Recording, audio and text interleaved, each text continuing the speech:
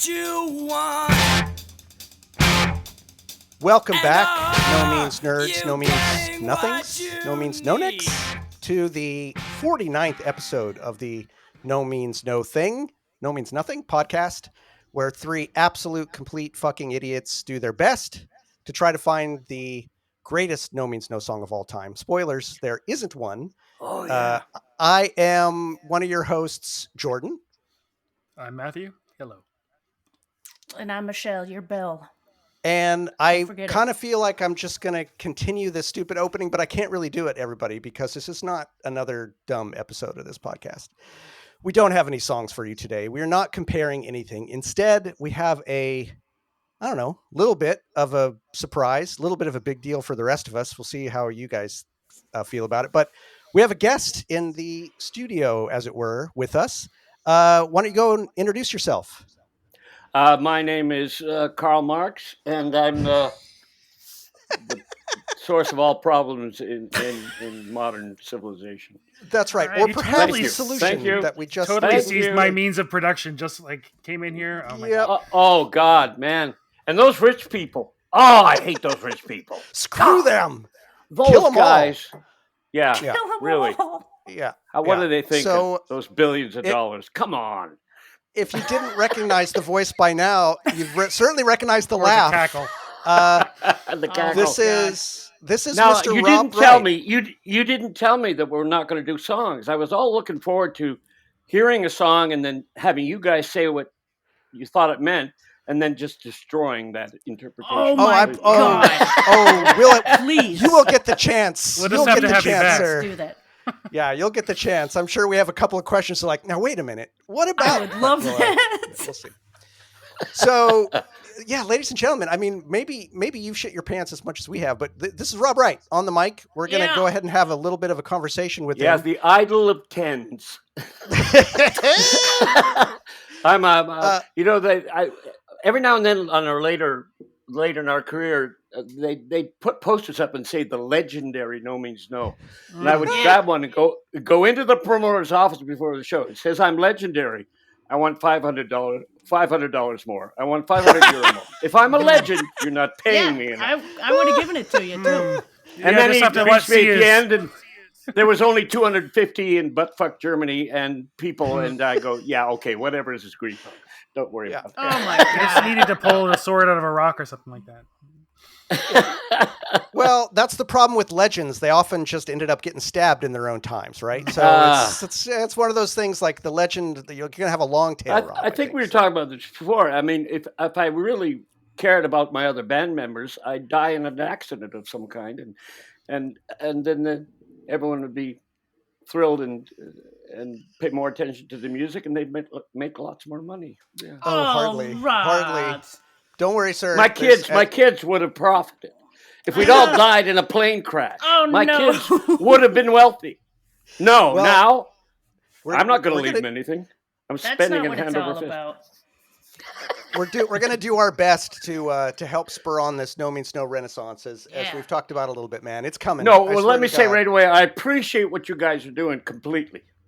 Anything thank that you. you can do to make my life better, fine. Oh, say We're the in. word. Fine. Say it. What do you need? Well, I'm glad you're under the impression that this makes your life better in some way. This is the story of No Means No with the internet.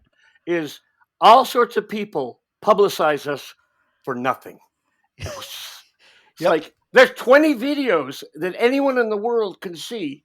We didn't spend a dime on any of them. All we did is Yep. show up to a show, and they had a camera on their phone, and suddenly you can see, No Means No live in. You know what the Yeah. best one is? What's the best one? Live in the Flea in Copenhagen. Oh, sweet. Oh, that's what's his name. He put that up. Oh, I forget his name. The Yeah. show must go wrong. Is that no, that guy? it was another. Wow, I forget his name. Damn it.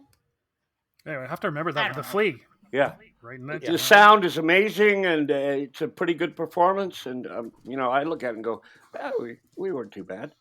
I love the fact that the sort of mantra of concerts in days of yore was like no recording devices, blah blah blah blah. But it's profitable for you in the long run. So that's awesome. Yeah. Yeah, it's always hilarious to me. The Metallica, especially Lars, Ulrich, the drummer, going after, pirating. They're getting our music without paying for it. And I'm going, man, an extra 3 billion people are now hearing your music because they're too cheap to buy it. So they listen to it. Guess what? That makes you a superstar.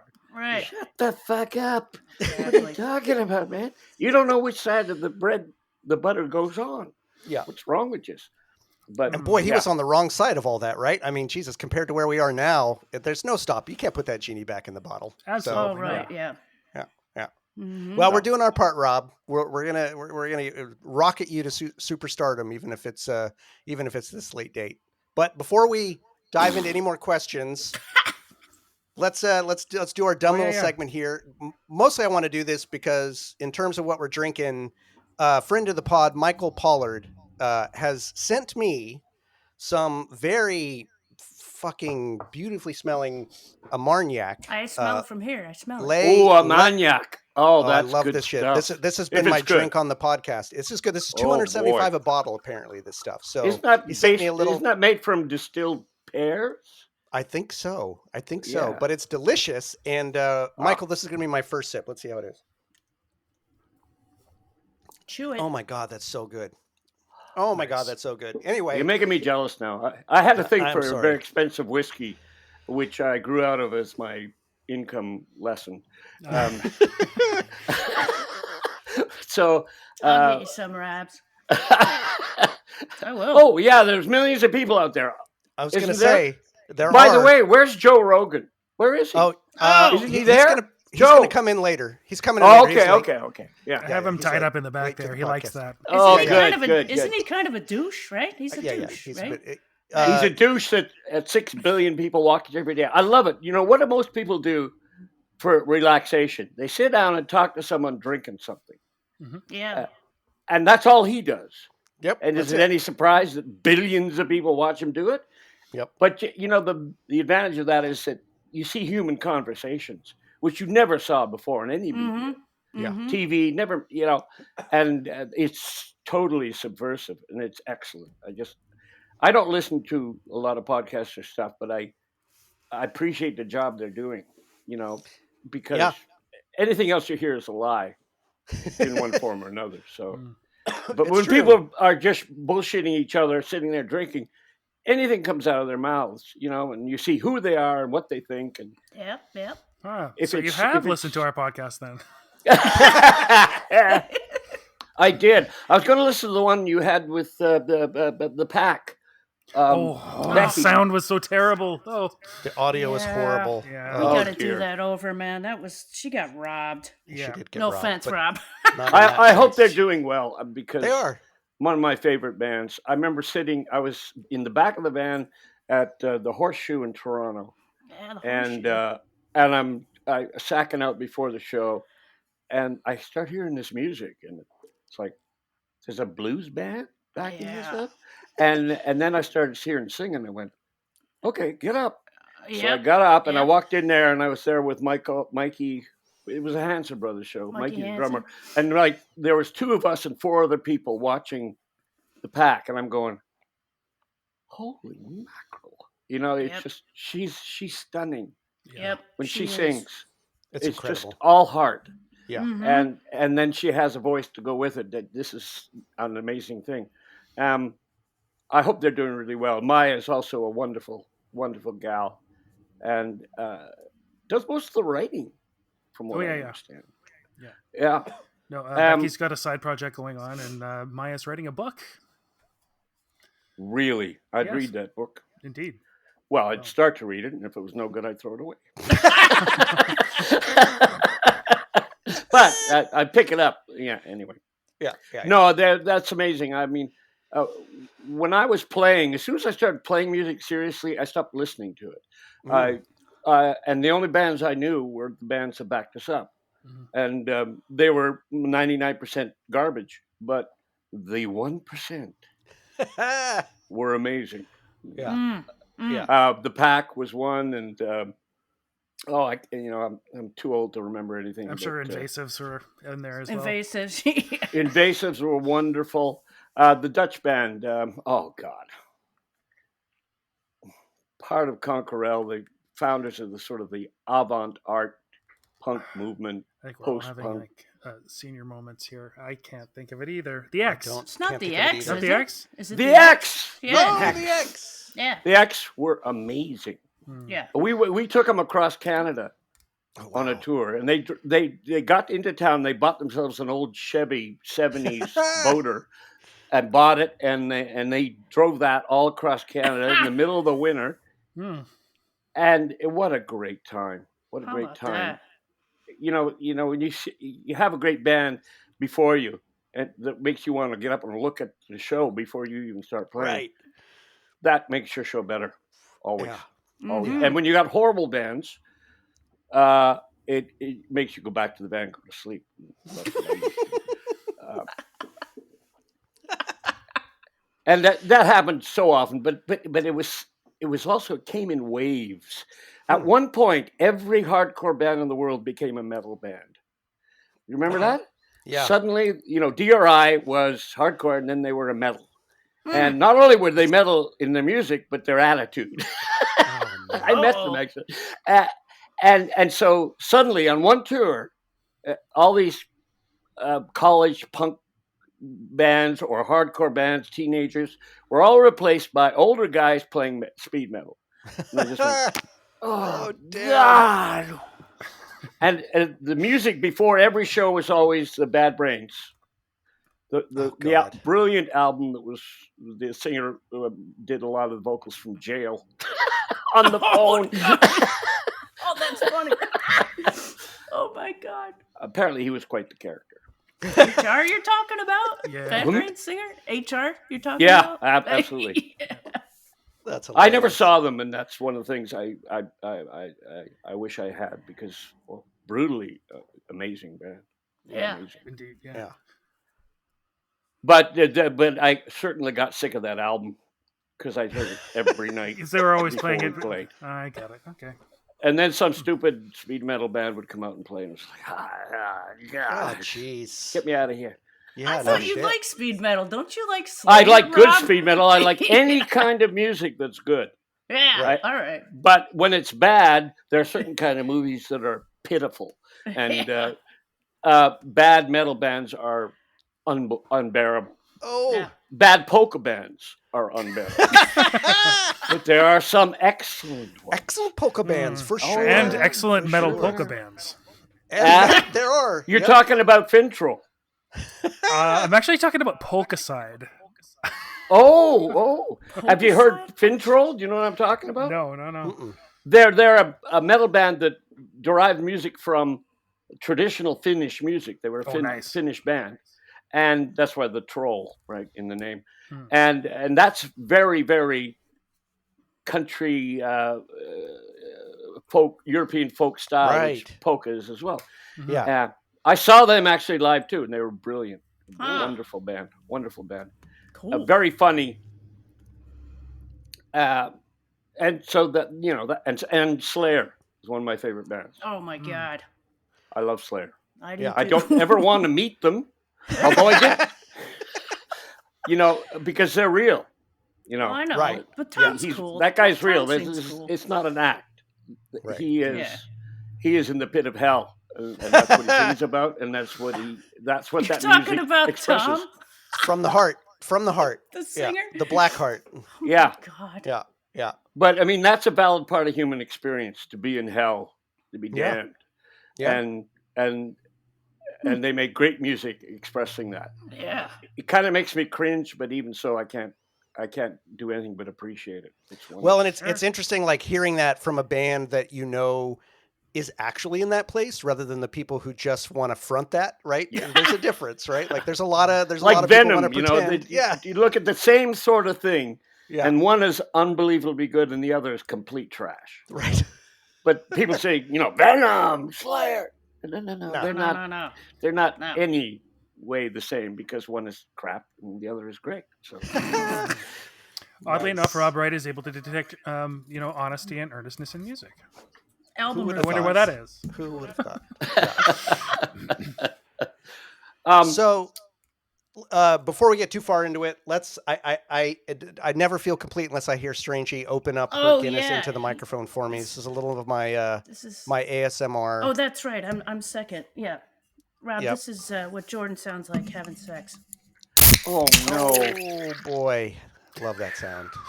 It's a good Oh sound. wait, now I gotta pour it. Whoa, that's lovely. Isn't that gorgeous? Rob's like, "Oh, it's so great." Always reminds me, we used to stay in Alphen aan de Rijn. That was our home base in Holland, which was our home base for any tour we were on. Oh, nice. We're from the Dutch. And there was an ad for something, I don't know. It was one of these new wave type advertisements on the edge, right? And it had an elfin young girl and a T-shirt that said, "My father was a beer." That's great. That So is true. good. So And I'm true. just There's a so many cigarette people butt. out there whose father was a beer. I mean, Father was a beer. And others who And I'm just a cigarette butt Exactly. lying in the gutter. All right, I'm sorry. Kind There of. you go. All well, right, that's Matthew, a little frou-frou. The other one Oh. is more basic truth. That one's sort of an artsy It's my fartsy. Guinness. a little too artsy. Yeah. All right, Matthew, finish us off. What do you got? And then we'll move I actually into have the rest wine. of this conversation. It's just Wine? Ah. cheap. Holy crap. Spanish red called El Toro Vino Tinto. It doesn't have any kind of Wow. anything. It's just red wine. Wow. Just red wine. You have never brought wine on the podcast. I have This is not, I the don't first. think you true. have. No, I have No. There we go. So Rob, he usually brings like absolutely nutty, not actually nutty, fruity, weird frou-frou beers that we Yeah. mock him for mercilessly. But It's mostly to I get must say, Michelle's I- reaction, and then I have to drink the thing, and I call it a Beeric victory. Watermelon beer. He had watermelon beer once. Fucking oh hell. my God, you didn't. He did. He did. he did. He really did. Are you a fan of Kriek? You Sure. know what Kriek is? Yeah. Belgian. I cherry. drank it and went, that tastes like beer made out of cherries, and I never want it again. Very cherry. NyQuil. Yeah, exactly. But I'm a beer drinker. I hate to be. I'm a heretic in our band. I used to say, look, you're spending all this money on the rider on beer, and I don't drink it. That is Oh, boy. not fair. So That I is forced fair. them to put a bottle of Jameson's on every rider. So nice. Nice. that was mine.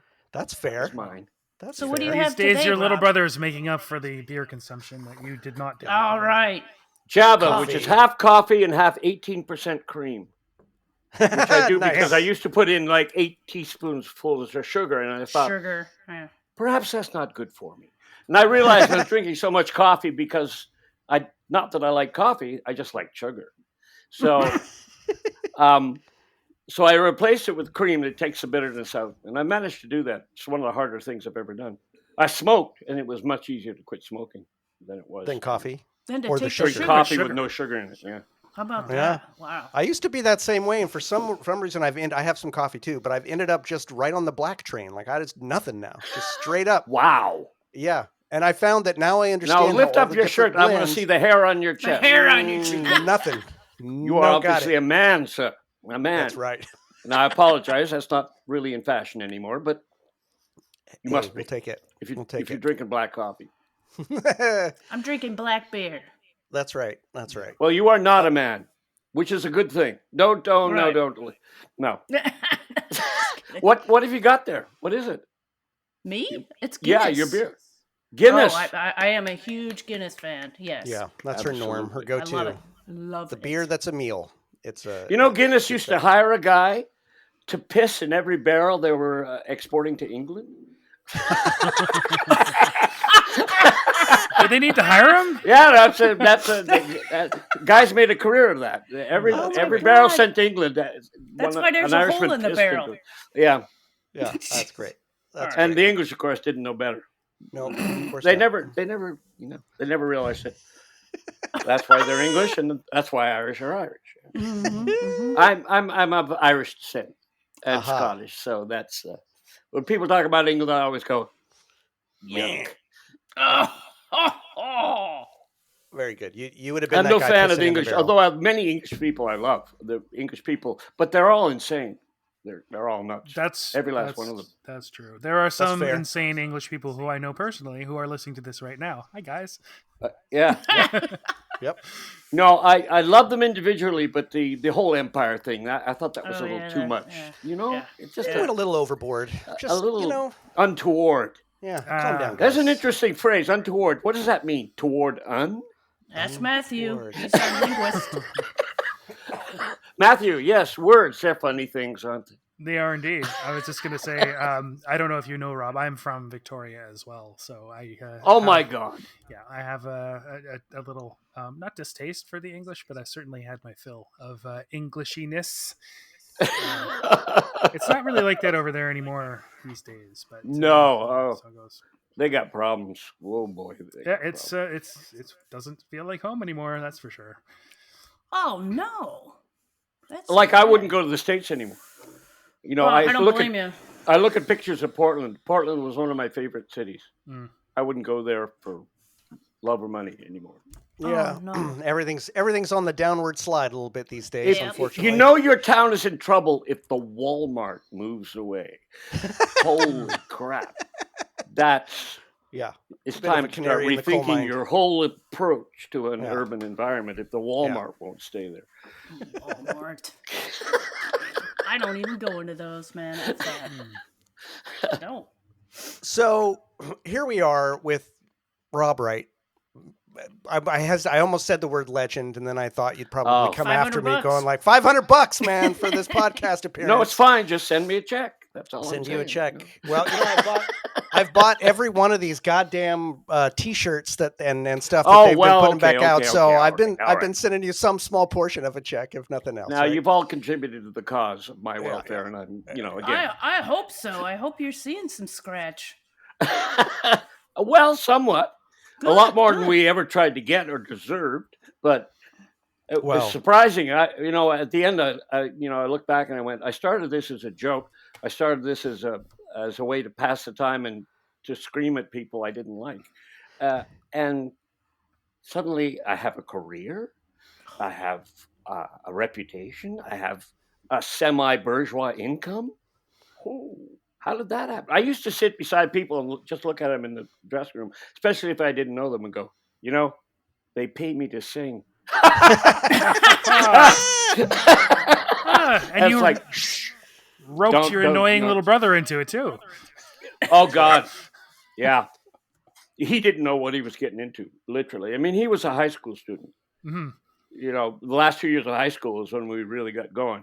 And we didn't know each other that well because I was 8 years older than he was. Right. So my relationship to John before was like, I remember we lived in North Bay, Ontario, and it was a small house, and we shared a bunk bed, and I was on top, and he was on the bottom. And I was like, 16, and he was like, what? No, I'd be like 17. Eight from that, 9 or 10, whatever. Math. Brad. Funny thing. So our relationship was, I would get up in the morning and I'd push him and say, okay, sleepy time is over. Get the hell out of my room. Oh, Oh boy. Yeah. We never associated until we started playing music. That was really, as brothers, we were related, and of course we knew each other. But as workmates, it was all the music that brought it. And the music was punk rock. I didn't ever consider being a musician, though I listened to music omnivorously. I had hundreds of records and all that. But I never considered playing it until the punk rock hit. So, and it hit him last. I was into it totally, and I kept telling him, I got to listen to this. But he was listening to Van Halen's first album. Excellent album, but not exactly punk rock. Right. And, and he's listening to Foghat. Stuff like that. And I would say, no, this, and this. And finally, we went to a Midnight Mass showing where it was the Ramones Rock and Roll High School. Oh, wow. And he was completely drunk and passed out halfway through. And when he woke up, he was a Ramones fan. So, wow. There you go. Oh, wow. That's amazing. He took some convincing because he was an excellent drummer who was trained in high school, and he was a really good piano player. He was also took lessons, jazz piano and stuff like that. Mm-hmm. And he could compose music. In his high school year, he composed a music for a big band, original Oh, wow. music, and scored it for the entire band. He was, and so he was skeptical of people who got out there and wiped their nose with their shirt and then began banging out 2 chords over and over, screaming at the top of their lungs. He didn't think that was musical. I, on the other hand, went, yes, this is my music. These are my people. I will indoctrinate my little brother. I will mold his little mind. I will make his little mind molded. And you know, I never loved punk rock for the music, although tons of glorious music was made. I loved it for those people, the people who were just, you know, basically it was, I'm fucked up, I'm stupid, and if you don't like it, go fuck yourself. Yeah, exactly. Yeah, There's just a singing. shirt right there. That's it. You got me. Singing from the fucking heart, right? Like just straight out, Yeah. straight out. It's interesting, Rob. Well, That's kind of got my impression was that it sort of flipped a little bit. I was always interested, you know, having grown up in Victoria, knowing a little bit about the scene, although, you know, I'm not of that particular era. But Right. The 8-year difference between you, I always kind of figured that it would have been you staying aloof from the scene, because No Means No was kind of always seen as separate from the scene. But I was interested in that age difference and how that dynamic worked.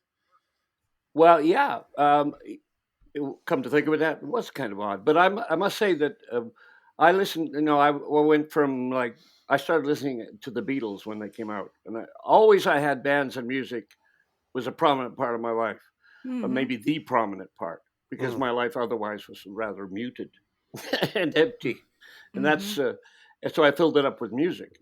And I went through all the stages, you know, rock and roll, blues rock. I loved all the blues rock. I liked metal, the Deep Purple, Black Sabbath, all this kind of stuff. And then I got into the fusion, when it was all about your technique and your virtuosity and adding all this stuff to rock and roll. Right. And I kind of went on with that, but I was like, I don't know. Yeah, it's kind of ucky. And then everyone got to be superstars, right? They were the gods of the Imperium, these people who could play music like this and live You're this talking about lifestyle. like Yes and Oh King yeah, Crimson, that kind of I stuff? liked Yes. They were one of the bands I listened to. And then I heard the Ramones, and I just listened to it. Huh? And then I heard it again, and then I heard it again. Then I played it like 8 times a day. And I talked to everyone I met, the few people that I knew, and said, this is, and they all listened to it and went, that's total shit. What are you talking about? Mm-hmm. And so I found myself completely isolated, loving this music and knowing no one else who did. Wow. And suddenly I wanted to play music. And I thought, hey, if these guys can do it, so can I. And so I started, and I sort of boondoggled my brother because, you know, I was a guitar player and he was a drummer, and it's like, and I bought this TAC 4-track recording device, the first of its kind where you could overdub in a home recording and stuff like that, and that was it. Boom, we went. And the first people around me that loved punk rock was all his friends, the high school students, whom I was 8 years older than. They all started getting into it, gangbusters. Right. And so here I am, this old man, surrounded by kids who were starting to get into the music that I loved. So, that's cool. It's totally Godfather. Cool. Well, I mean, there's so much. And the scene in Victoria was so homespun and friendly and helpful, and everything that the one in Vancouver was not. So it's very lucky that we were in, because I don't know how we would have fared in Vancouver if we had tried to start there and do the kind of thing that we did. Because Vancouver was always, you know, very hard and very cliquey and very, you know, and people were even then trying to be rock stars doing this, but it wasn't working out for them. But they were trying, and it's like, how could we try to be a rock stars in a band in Victoria, playing whatever? You know, there was no question that was ever going to be anything other than, you know, a hobby, you know, a pastime. Again, like to say, the fact that we ended up going to Europe and having a musical career, quote unquote, was bizarre. Nice, fun, but bizarre. It's so interesting hearing that kind of origin story in the sense of the way the two of you approach music, because it's certainly sort of for me anyway, that magic sauce, sort of chocolate and peanut butter element of this, right? Like that weird musicianship of John, that intense earnestness that you bring to the songwriting and your vocal performances, for fuck's sake. That's to me what makes this band so unique. And I think one of the things that that's the key to couples. Yeah. Whether close friends or mates, or I look at my own children, and our daughter is one way and the son is another, and they're completely separate. They have got along their whole lives. I've never seen them fight. Wow. Whoa, you're lucky. My children have never had a fight. That's in amazing. my presence. Great. And they're completely different in personality and temperament. But that's why. That's why they're so good together. Do you feel like they complement each other? They complement each other to the sense that they're not stepping on each other's toes, right? And they are getting the benefit of, hey, maybe we shouldn't do that. Yeah, let's do it. No, maybe we shouldn't do that. So yeah. And for me and John, yes, we're very different people, and that was a strong point. But also the fact that we were brothers. I'm assuming that we would have broken the band up within the first few years if we hadn't been brothers, because it was a sense you got to see this guy at Christmas every year anyway, right? But we had savage differences. We had lots of arguments, and they were always about what? Music. That's why it worked, because it wasn't about personal bullshit. Yeah, right? Well, it's a worthwhile thing to argue about. Yeah. It was something that we want to do this really well. This is the way I think it should go. And he would say, no, it should not. He's constantly taking my lyrics out. Oh, man. That makes me mad. You know that, what's the song? Joyful Reunion. There's 3 more verses to that song. Oh, God damn it. Oh, now's your chance. Come on. Damn it. And he looked at me and said, it's too long. No. No, but this is like literature. This is immortal words. It's too long. Rob, Cut 'em out. We need the lost verses. Yeah. We need those lost verses. You need to give us Go get those the lost guitar. They don't Let's hear exist, it. and they weren't important. Obviously, I he was see. absolutely right. It was too long. It didn't need. It was perfect the way he It heard is a it. perfect song. And often that's the way, because I would hear his songs as an audience, and he would hear mine as an audience. Right. And who better to point out the failings of what you're doing? You can't see them yourself. Sure. Right. Everything seems perfect because you did it. It must be great, right? Sure. But Right. and we were Each other's constantly editor. cutting each other up. Yeah. We were constantly cutting each other up, and the end was better music. Huh. Better music by far. Better lyrics, better music. Yeah. I mean, that's interesting. I've always had that question of like the two of you as brothers. I think a lot of people talk about, there must have been this, unspoken simpatico between them, which I'm sure is true in regard, but I'm sure it's also like the comfortability of just like taking the piss out of your brother. It's a little easier than just some. And it was a lot of this. I'll fucking kill you. We never came to blows, but we had some arguments, I'll tell you. Oh, man. That was one man. of my questions. Like, while you were playing, did you ever look over it and be like, I can't love anything any more than this. Look at him. But apparently not. No. No. But I have nothing but respect for John. And Yeah. Our combination, without John, I wouldn't have done this. And I guess without me, he wouldn't have done it either. And that's a bond that's what really holds people together. It's not who they are in relation to each other. It's what they do together. Mm-hmm. If you have a relationship with someone and you do things together and it's good, that's the best relationship you can have with anyone. Yeah. Mm-hmm. I'm sorry, I'd like to be hearts and flowers and we're chums, we're simpatico. I'm not simpatico with anyone.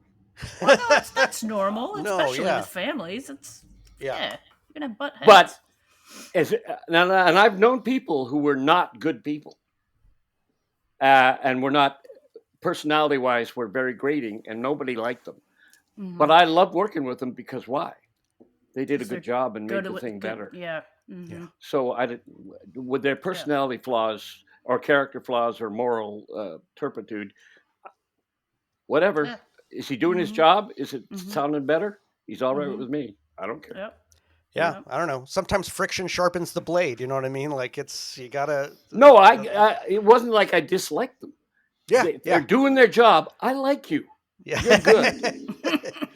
Now, the fact that you do a lot of drugs and cheat on your wife, well, I'm not married to you, and I'm not paying for the drugs. So go ahead.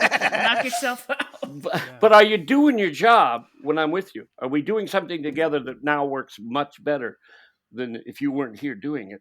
Well, you're fine with me, man. I love you. I love you.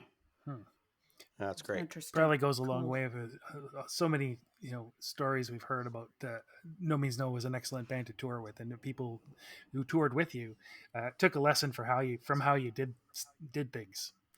Professional, respectful, and all that kind of stuff. Yeah, it's a common refrain. Yeah, that's nice. It's nice to hear. Well, great, good. I'm hoping you have heard that before. I have heard that, but Yeah. I think that comes from the fact that, you know what, the Beatles, John Lennon, he hated opening acts and treated them just like shit. Oh no. Oh yeah, if you were the opening act, don't talk to me. You got 15 minutes, then get the fuck off the stage. Oh my. God. Basically. And also the great story Lemmy tells, who saw him at the age of 14 in the Cavern Club in Liverpool. How about that? wow. Lemmy's got a wonderful history. And he said someone was heckling them from the crowd. Their audience, the people who paid to come in. Someone was yelling at him. He got off the stage, went down, clocked the guy, and threw him out. Oh shit! John Lennon did that? Is that what I you're did saying? that a couple times myself. I was going to say I've heard some saw stories. one of them. I have witnessed the Rob Wright getting pissed the fuck off at people jumping on stage. No. It's like, fuck you, got no patience for this shit. Yeah. Well, But that I regret all that because Oh. I do, because it was anger, and anger is never a good thing. It's not an energy, as Lydon said. No, it's not. It is an energy. It's like a bushfire. Yeah. It's heading right for your property and going to burn your house down. Yeah. It's not good for anybody. But I had a lot of anger. Surprise, surprise. and anger sort of ruled everything I did in a very basic way. And I regret that completely. And to anyone who I was a dick to, I apologize, including my brother John. I'm sorry about that. I shouldn't have done that. Interesting. Wasn't a Oh, good wow. idea.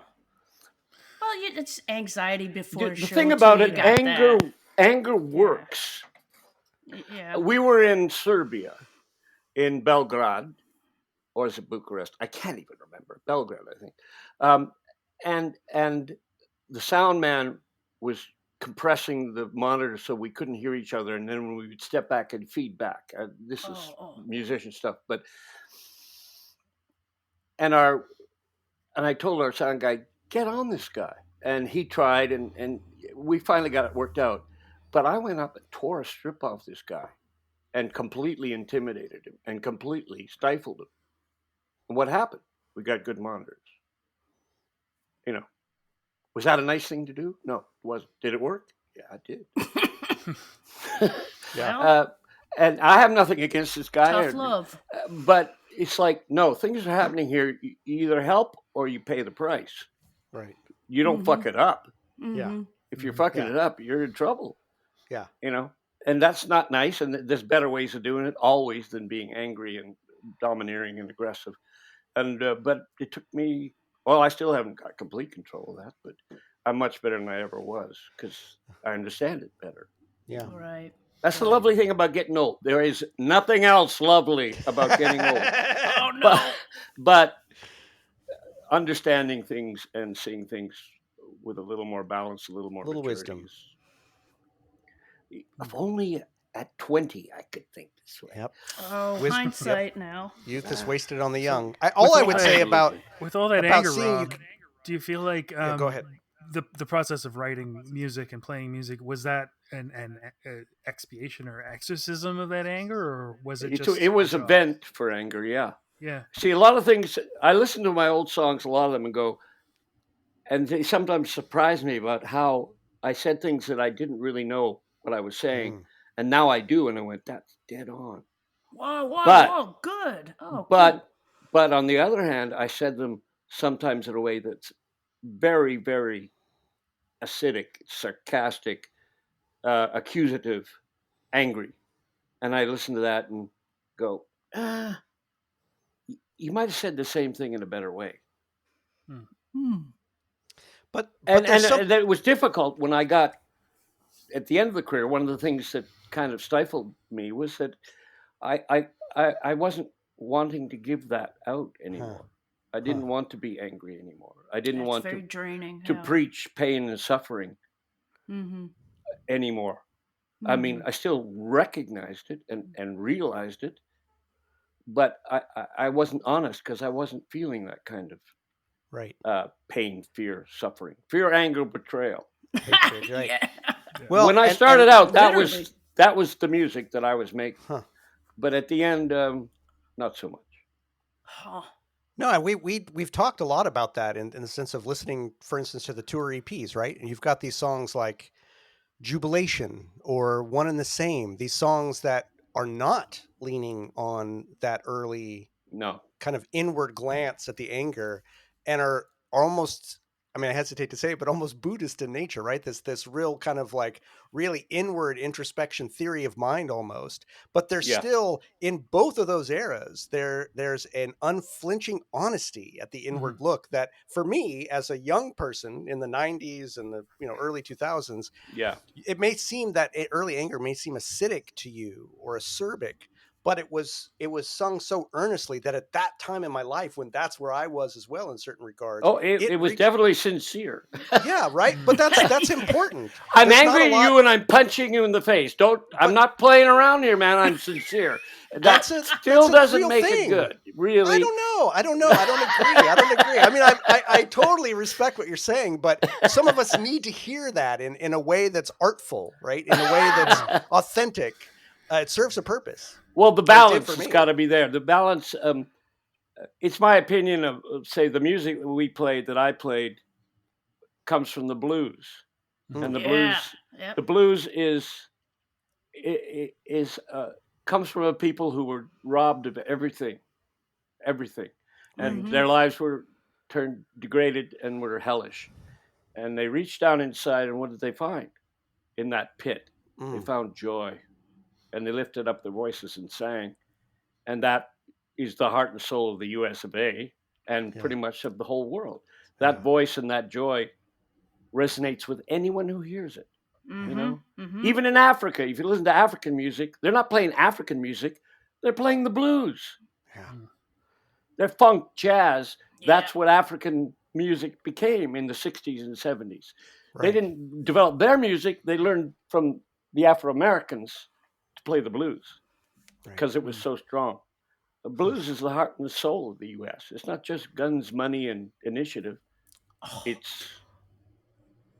I love that. I love the fuck what you just said, man. So Whoa. in safe, white, relatively affluent Victoria, what spoke to you about the blues? well, I'm a human being. Yeah. And that's what that basically is. It's getting to the roots of what it is to exist and have humanity. And like I say, that speaks to everyone. Yeah, I'm an Irish guy, but I didn't spend my life playing jigs and blowing a penny whistle because I would have no interest in that. But the blues speaks to everybody. It's everywhere in the world. And it's the irony is that the African influence of the culture, and the the race of the people, doesn't make any difference. It's the fact that they were slaves, and that in that condition, in that misery, and when they've lost everything, you lose your name, you lose your family, you lose the place you began, you lose your language, you lose your religion. Everything is stripped away, and then you're treated like a beast of burden, like an animal. But in that condition, they reached down and found joy. Mm-hmm.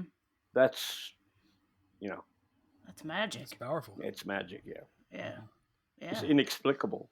Mhm. So most things are, if you look at them closely enough. By the way, Right. Yeah. That was one of my favorite lines growing up listening to your music was the white man. You just starting to get the blues. That was so badass. It was so That- heavy. I love that line. That's not mine. That's Oh. I believe it's John Lee Hooker said that. Oh, okay. Oh, all right. They asked him, I was what about these ignorant. white boys playing the blues? And he said, the white man, he's just starting to get. Starting to get the blues. That's awesome. Oh shit. That's great. Well, I was That's 19. I guess I didn't know the John Lee Hooker thing, but I loved where I put went it, and how saw you said John it. Lee Hooker when he was like 80 years old in a little club in Victoria. What's his face? What's the club down in the bay there in Victoria? The horrible rock club.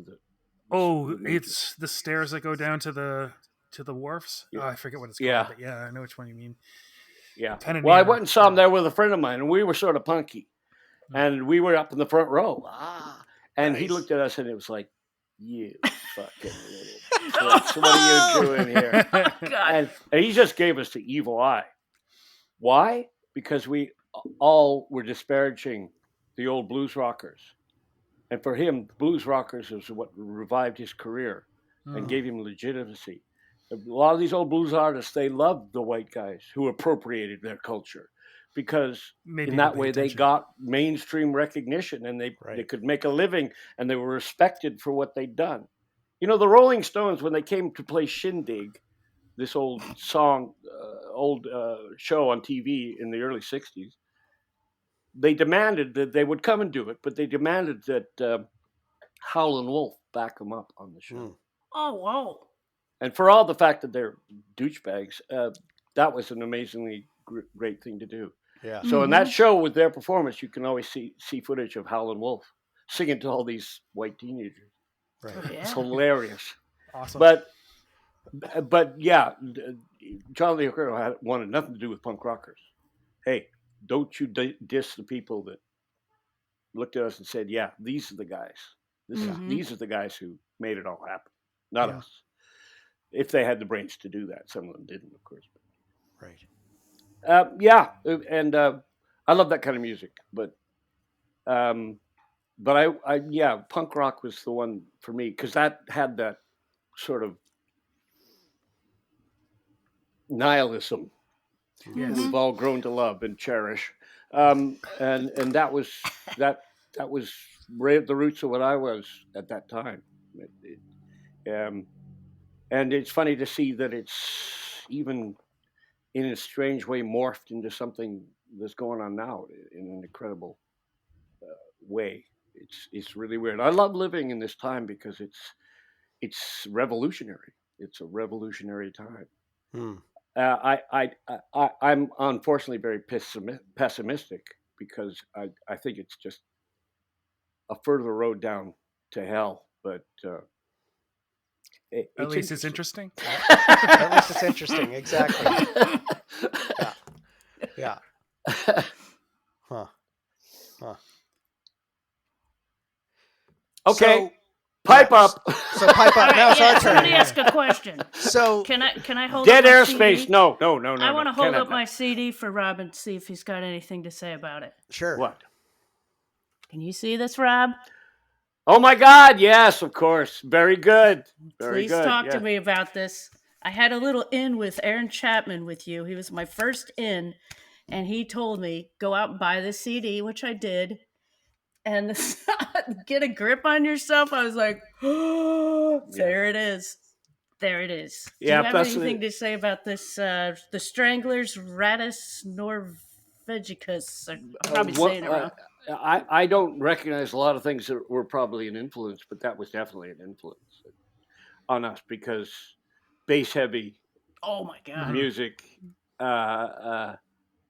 gnarly, nasty lyrics, musical proficiency, which wasn't in the vogue at that time, but no one cared as far as they were concerned because and then that keyboard. Yeah. Now that wasn't an influence. It was in a way because John wrote most of his Right. music on a keyboard, but yeah, And they use harpsichord, for Christ's sake. They had harpsichords too, which is crazy. Jet Black. That's the guy's name. Yep. Yeah. Yep, keyboard, and he just right. recently passed, I think. And Jean-Jacques Brunel? Was it the bass Yeah, player? Jean-Jacques right. Brunel. Yep. Apparently Yeah. he was a total asshole. Born in France and then Oh no! given the Born- stick because he's French in England. Oh, wow. Yeah. Hey, that'll change your attitude, won't it? Yeah. Ooh. But- you know, but I knew a his- guy who was a Frenchman who lived and worked in Germany, and I'm going, wow. Yeah. Okay. Yeah. You liking that? That's a question. But and then, oh God, I can't remember the main guy, the Cornwall, right? Oh yeah, Hugh Cornwall. Yep. Cornwall. Mm-hmm. Terrible junkie, wonderful songwriter. Oh my God. Yeah. Hmm. But that bass sound of J.J. Burnell, like, did you kind of Yeah. be like, oh? Oh, but you got to know who my main influence was on the bass. Who's You that? got to know that. Come on, someone tell me who's the one I modeled my bass playing after. Oh, we're I know gonna his name. fail. I know his name. Oh shit! I don't like this quiz. Bootsy Collins? Oh. No. That's a good guess. No, John. Not John Entwistle, was it? No. No, well, though, yeah, yes, but no. Lemmy, come on. Oh, Okay. oh, Lemmy, a Yep. Motorhead. There you go. He played So how come what we I didn't play played. Rickenbacker? Those are so. I might heavy. have Oh, if they're I'd so if I'd heavy. ever had one, but I bought a Fender Precision, which I'm looking at right now. It's in the corner here. Oh, nice. One of my original ones. And you know what? It's now worth like $12,000 Oh, Jesus. because it's made in 1964. How about I bought that? it used in the 70s, early 70s. And I looked it up and I went, holy mackerel, this is like handmade pre-CBS manufactured in Mexico or Vietnam kind of. This is the thing. Yeah. So You it's can a add little another nest egg. If times get tough, I can just sell that Yeah. fucking guitar. No. And Get you out of the probably hole. would you probably wouldn't believe it, but I think it's providence of being your base actually adds on Add quite a another bit zero. to that. Quite a bit to that. That whether idea you want- occurs to me. I don't know if I'm Yeah. quite that sleazy. Yeah. Yes, That's I good, but- probably am. But Oh. I probably would. But you want to buy the legendary Rob Wright's the bass. Yes. Okay. Yes, Yeah. I do. You No, laugh, I've but there are seen people that. listening whose salivary glands just started to activate somewhere in Absolutely, Slovenia they or did. Poland or somewhere. Yep. It's amazing the range of countries. We can see the stats where places are downloading our podcast from. Oh, and really? Crazy, man. Yeah, Iran. one of the biggest where's the countries. hotbed? Well, what you'd expect, but then there's tons of downloads from Thailand. You know, we've had Yeah. downloads Yeah. from I don't know, Bhutan. Bhutan, Iran. We've had Iran has downloaded Iran. it. No, Yeah, that Iran. makes sense. Iranians okay. love the metal and Yep. stuff like that. That does make Mm. a lot of sense. I wish we'd gotten to Iran and Turkey. Never did, Yeah. but could have done well there, actually. Your music Yeah, went it was there. awesome. There are people who are listening, for sure. Actually, all the Arab countries, there's a lot of big metal fans among Yeah. the Arabs. And yeah, it's interesting Huh. how that would translate. Yeah. I mean, it's more perfect, Norway, the Viking guys. Yeah, that metal is their music. Come on. Yeah. And Rape, pillage, murder, and take it on home and put it in the bank and beat your wife and have a beer. dad That's is a beer. Western civilization in a nutshell. Yeah. well, Norway's right out there. I mean, the top, usually the top 4 or 5. I mean, obviously, we look at the stats. It's going to be the States and Canada What and the UK, and then What Norway, a lovely which is- group of brutal, terrible people. I love them. The Swedes, not so much. The Swedes, they never liked us, and we don't like them much. We never I know a made Swede any that impression loves in you. Sweden. Oh, well, I I'm know a sure. Swedish person did. that loves you. Yes. But He in went to all your Denmark gigs. and Norway, we always did really well, and it was just a joy. And Finland, the land of white people. That's where white people were invented, in Finland. We went there and looked, and there was these women all dressed in black leather, but they were whiter than a So sheet, goths. and they looked like elves. They were elfin, blindingly white, dressed in dark leather. You can imagine what went through our minds. Or was it the mind really it was going through? How did Yeah, I get exactly. here? One It of seems the like the rest of the brains. Scandinavians kind of consider the Finns as slightly feral and a little bit dangerous. So Yeah, makes sense. they are. They're, you know what Suomi means, which is the name of Finland to the Finns. Suomi. Finnish for Finland. Yeah, Suomi. It means swamp. Finland is a swamp. It's a massive rocks and groundwater. That's what Finland is, and very cold. And there's a huge population of Finns in the place where my mother was born, which is Thunder Bay, above Oh, Ontario, yeah. yes, I've huge been for Finnish breakfast at the population. Hoito. And there's all sorts of Finnish people. Why? It's just like home, Right. rocks, fir trees, water, and swamps. intense cold. And Nice. maybe monsters in the forest. I've Yeah, never right. seen people who drank so much. Huh. The Finns are Finnish people. unbelievable. Makes sense, I Unbelievable. guess. Makes sense. I remember at a show, we were at a show in Helsinki, and a guy came up, and the security had jumpsuits on and these huge, long whip batons Holy and shit. mace. Oh, Damn. no. And this guy comes up, and he's so drunk, big drunk, and he's just walking in. So he's like, no. And he just, and they maced him, and he went,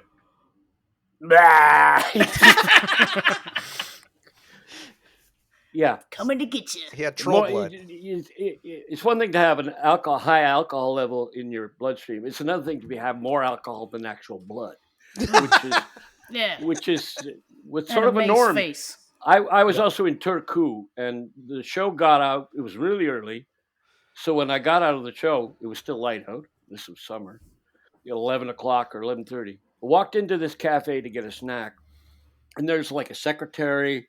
There's a businessman, an older man. There's a cop, not a cop, but a soldier in uniform, and 6 or 7 people, and they had one thing in common: they were all stinking drunk, completely. Every last, it didn't matter. Race, creed, religion. If you're in Finland, you're drunk. You're pissed. Huh. I don't know if it's still that way, but Let's go find out. yeah. But I love them, and yeah, the Norwegian countries were sort of difficult to get to and difficult to maneuver around, but one of those sort of brilliant places. And if you drive in Norway, it's like, it's just every corner is another postcard. It's all beautiful. Yeah. Oh, Beautiful. yeah. Yeah. I bet. And we traveled and getting paid and getting fed and drinks for free. That's pretty great. Absolutely no way I could have gone there as a tourist, because it's $30 for a burger and $10 for a glass of beer at that time. No one could go to Finland or Norway unless you were filthy rich, because it was just so expensive to live there. Switzerland Probably was like still that is. as well, but it was great because we Yeah. get to go all these places and we're not spending any money. We're making That's Good. pretty great. That's pretty great. I want to ask you about that, Rob. I want to ask you about that. One of my questions was, like I said, Aaron Chapman was the first guy that I met that kind of, I know he toured with you. And I used to tell him, like, God, if I had enough money, I'd get the guys at Tour Bus. I'd get them a hotel room every night. And he said they wouldn't stay there. They wouldn't do it. I said, are you kidding? They don't need some time alone, but you guys would always like stay at people's houses. And a lot. how was that for you? Like, probably when you just need some time by yourself and you got to small talk people. How was that staying in the? Well, toward the end, we got kind of spoiled. Toward the end, it was commonplace to have hotel rooms and stuff. Oh, good. And I always took advantage of that because, it was just not because it's a hotel, it's because it's a room of my own. Yeah. Exactly. Yeah. I'm always spending time. My whole life is dedicated to the few hours a day, or many hours a day if I can get it, of being solitary. Mm-hmm. I'm someone who's always searching for solitude. Oh, totally get it. So really, that's why the lifestyle of the rock thing never was mine. I'm it's perfect for people who party, but I mean, if you get into the rock style lifestyle and you want to party and drink, well, you're basically having a great time until you're dead, which will be about Right. 4 or 5 years later. You know, Right.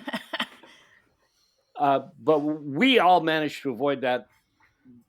Me especially, because I just wasn't interested in drinking and talking and screwing around all the So time. you had Right. many occasions staying in people's homes where you did have a chance to be, just in a room by yourself, No, or did but you have to? then what it did it do? It forced me to talk to people and relate Right. to Mm-hmm. people. And if Mm-hmm. I hadn't been a musician, it was the only way I could get out and be sociable with people. And I had to. You have to go someplace and you're working with people immediately, communicating, and you're staying with people and you're talking to fans and you're talking. It's people central, and which is antithetical to me. But without it, I'd be a very, very less of a person. Hmm. For me personally, the best thing about all that was that it made me personable. Hmm. I got a bit of humanity, which I wouldn't have otherwise got. If I'd have been a writer, particularly, Right. I'd have been horrible. I'd have been terrible. Seal yourself up in your basement and Yeah. Yeah. No, I'd never see the light of day. Yeah. You know. Yeah. Well, you were a writer. You were just singing your words instead Well, of Yeah, and well, we- that's the thing. You know, music is all about people bonding. Yeah. That's why every culture has to have it. That's why it's more Mhm. important than, being a doctor, a lawyer, and an Indian chief. Yeah. Did I say that? Sorry. Um, uh, I don't think it was a bad usage somehow. No. it's No. it what music does. It's like you talk about language, so people talk. There was a language before people talked. That was singing, Yeah. Mm-hmm. not words, and not logical cognitive understanding, but singing with everyone, singing and dancing and making noise, and thereby sharing every part of themselves with everyone else and strengthening the bond. And that's the only way we survived. Yeah. We didn't have much else. We were little monkeys. We couldn't fight the elephants and the wolves and the bears, but 6 of us could. Mm-hmm. And Right. music is one of the basic things that gets people together. Yeah. That and sex. And sometimes both Or at the same music time. or Yes. music about sex. Yeah. Promiscuous and ubiquitous sex has Yeah. also been a very important part of people bonding, which is why the civilization is so artificial. One of the reasons why. Right. And, you know, it's Yeah. it's interesting because that frisson of that desire for sort of isolation, I certainly share that, or not even isolation, but just the need to be with oneself, and yet the need to be with others. To me, especially at a younger age in my 20s, like the honesty with which you write about that is kind of fucking stunning. Like I don't know that I've encountered anybody else that deals with that in that way. And so it's interesting to hear you say this, that getting out and singing, playing music forced that contact with you. Well, And it's there in it's the all music. that I knew. Yeah. Yeah.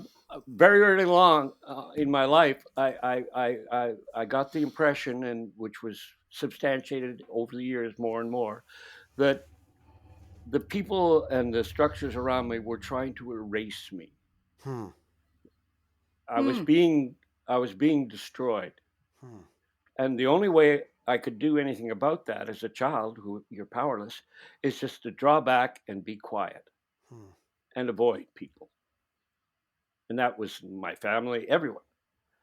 And so by the time I got to be 18 and 20, I was a poster boy for nihilism. I was incapable of being human. I didn't have anything to look forward to. I couldn't do anything.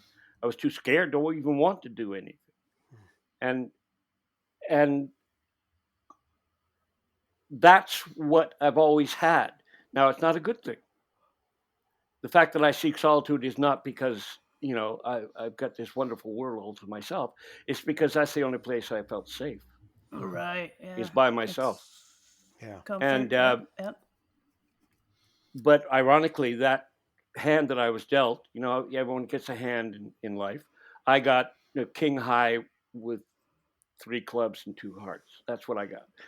And so what did I start doing? Bluffing. Oh. So in many ways, my whole life was a bluff. It was if I work hard, perhaps they won't know that I'm completely hollow. Well, And and over that time, from that perspective, I managed to, well, like people who are slaves, I managed to go into a pit, and at the bottom, I saw the light. Yeah. I don't quite know. The most holy word in my existence is the word nothing. That is my mantra. Nothing. I have the knack of being able to see what isn't there. And that perspective redeems me in some weird way. That's where I find, love, faith, humility, which are Christian values, but I don't find it in belief in anything. I find it in belief in nothing whatsoever. Yeah. Well, that sentiment is pretty much exactly what spoke to me as a young guy in Victoria. And it was very interesting to me. And I've said this before on the podcast, how, No Means No was just the good band, the cool band from my hometown. It's the one that all the other bands had respect for and everything like that. And I always kind of thought that it was, it meant a lot to me, but I assumed that it was something in common of being from the same place and everything like that. And once I, started doing Vancouver record shopping, and then, I started doing a radio show at CFUV, and Wow. I realized that how you guys had spoken to so many people all over the world in the same kind of way.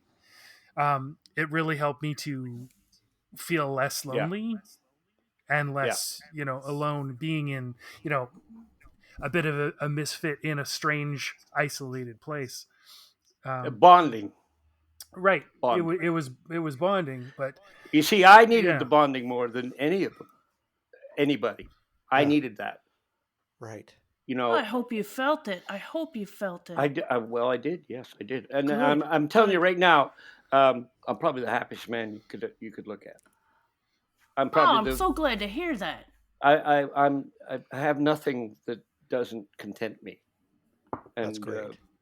I have still things to be angry about and things to fear, but in general, I'm at the best place I've ever been as a human being. That's fantastic to and hear. I'll tell you, without that emptiness, without that hollowing out, I never would have got here, I don't think. It would be like most people, just accepting things as they are and taking everything for granted. Yeah. Everything in life, I look at it as a gift. It's a gift. And I finally stopped bitching about it and being afraid of it and being sad and said, wow, yeah, sure, I'll take that. Love, I'll have that. That's what is the Joyce quote? I put it on a T-shirt. It said, what's the word that all men know but few dare to speak? Yeah. Right. Love. Yeah. Yep. And so that's what I found. It's amazing. It's weird. Yeah. It's uncanny. Like everything is, really. Yeah. Yeah. Well, I mean, you guys, you spoke to a bunch of us around the world. One of the things that we've often remarked on is that our experience, having been fans of this band for decades and decades, right? Going back for me to the 90s, most of us there a little bit earlier, but like for me, 1990. No Means No fans are in general the nicest people that I know. It's true. It's true. You get people who don't really listen to the music or just know you a little bit. And it's like, God, aren't they kind of a negative band, whatever?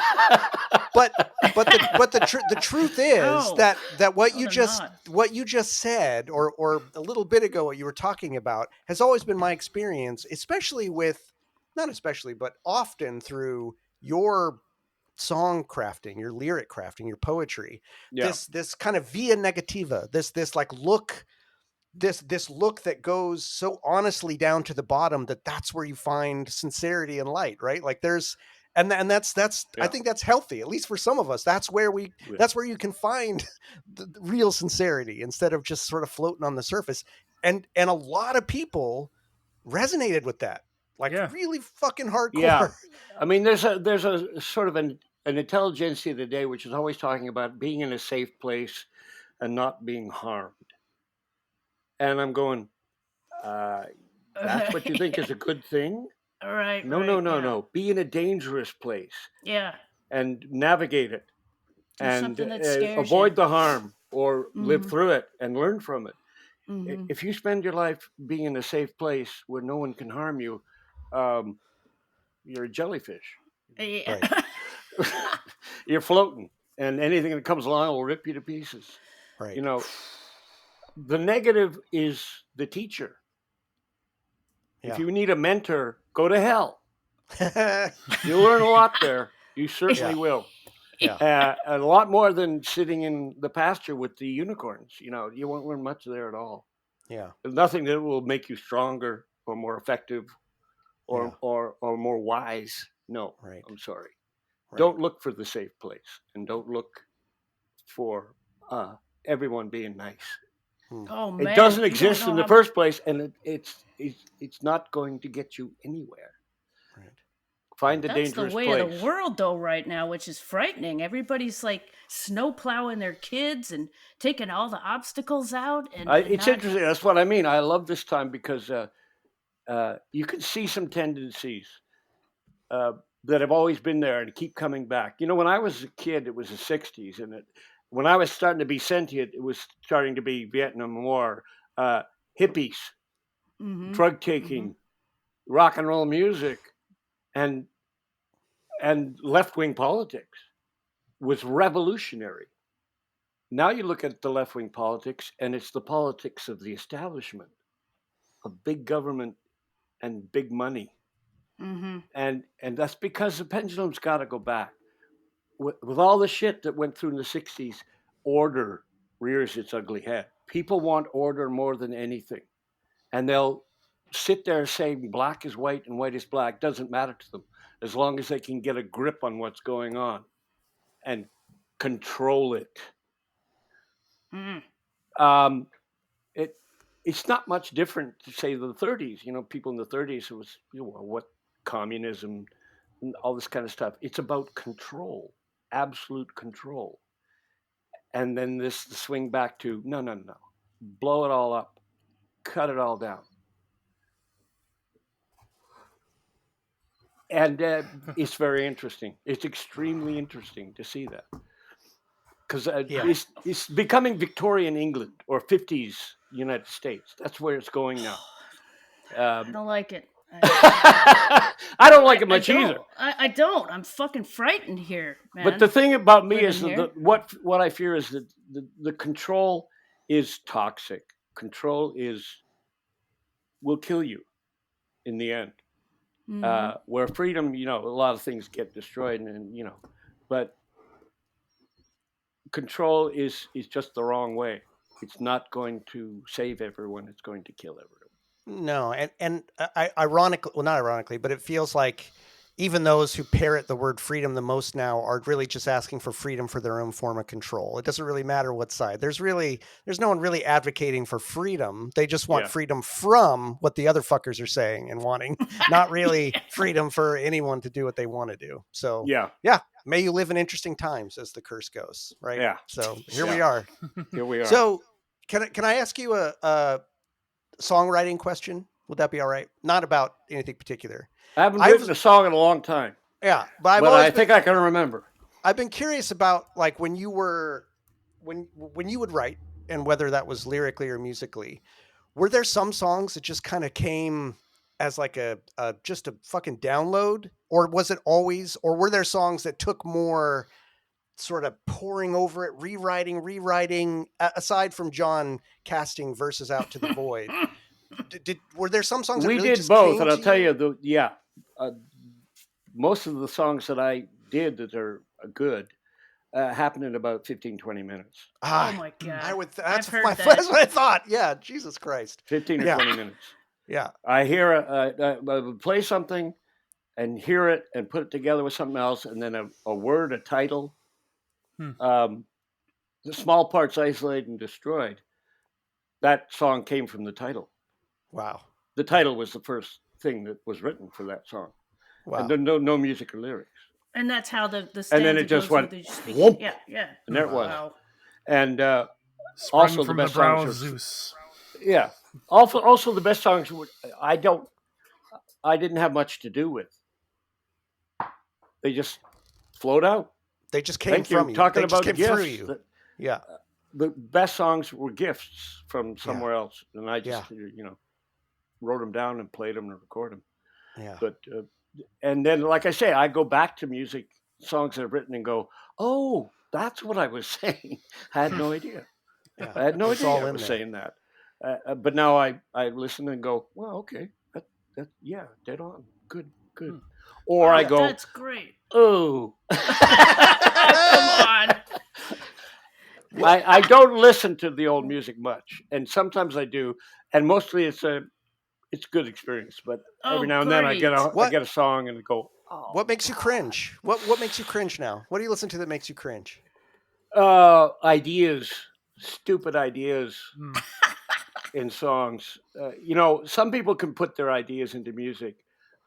To me, that it's usually the least valuable thing I have to offer in my music.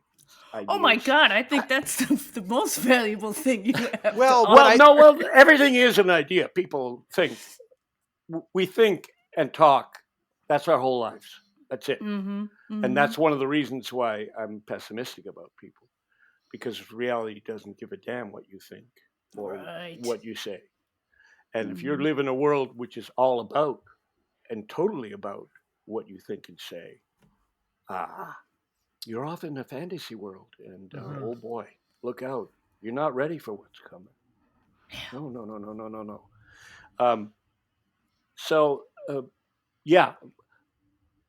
Kill everyone now. Do I mean you should kill everyone now? Matthew. No. Did I believe that mass destruction was a good thing? No. There's no idea in that song. right. There's only an emotional message. Yeah. In that song. And then truth, because of that, hearing that some of these things came kind of fully sprung from your from your heart in a way, right? That's what has been, so here's a really coarse example of it, but we just did a couple of bonus episodes on the we weren't going to do this, but we did it anyway on the Jello collaboration. And so you hear Jello, who is kind of the just Jello confrontation. That was not a collaboration. That was a confrontation. Yeah. I think we both came out even, but it was interesting. It was very interesting. God. But there's a man whose lyrics are very idea driven, right? Like that's absolutely. It's idea after idea after idea, and the contrast between how that comes out versus the self-contained music of No Means No is a very stark contrast to some degree. Yeah. But there's more than one way to swing a cat. I mean, that's true. That's absolutely true. A lot of guys will do what Jello tried to do and just be moronic and boring and completely. Yes. He made those ideas the way he connected emotionally with people. Yeah. Mm-hmm. His ideas were as much emotion as they were ideas, and ferocious emotion. So when he sang them and was the frontman of the band playing it, yes, the ideas are central, but no. There's a lot more to it than that. Yeah. And look at one of the best songs they wrote, had no ideas, Too Drunk to Fuck. Right. What's the idea in that? What's the idea there? There's no message. But others like Let's Lynch the Landlord, Looking Forward to Death, the one we covered, a cappella. Oh, man. There's lots of ideas in them, but what drives them is pure emotion. Yeah. Mm-hmm. And he was an emotional fellow, very volatile character, and often very hard to get along with. Still he's is famous for apparently. Surprise. Yeah. Surprise, yeah. But he's also, one thing about Jello, regardless of the fact that he and A.T. sort of made our careers. Yeah, right. We wouldn't, who knows what we would have become without them and him.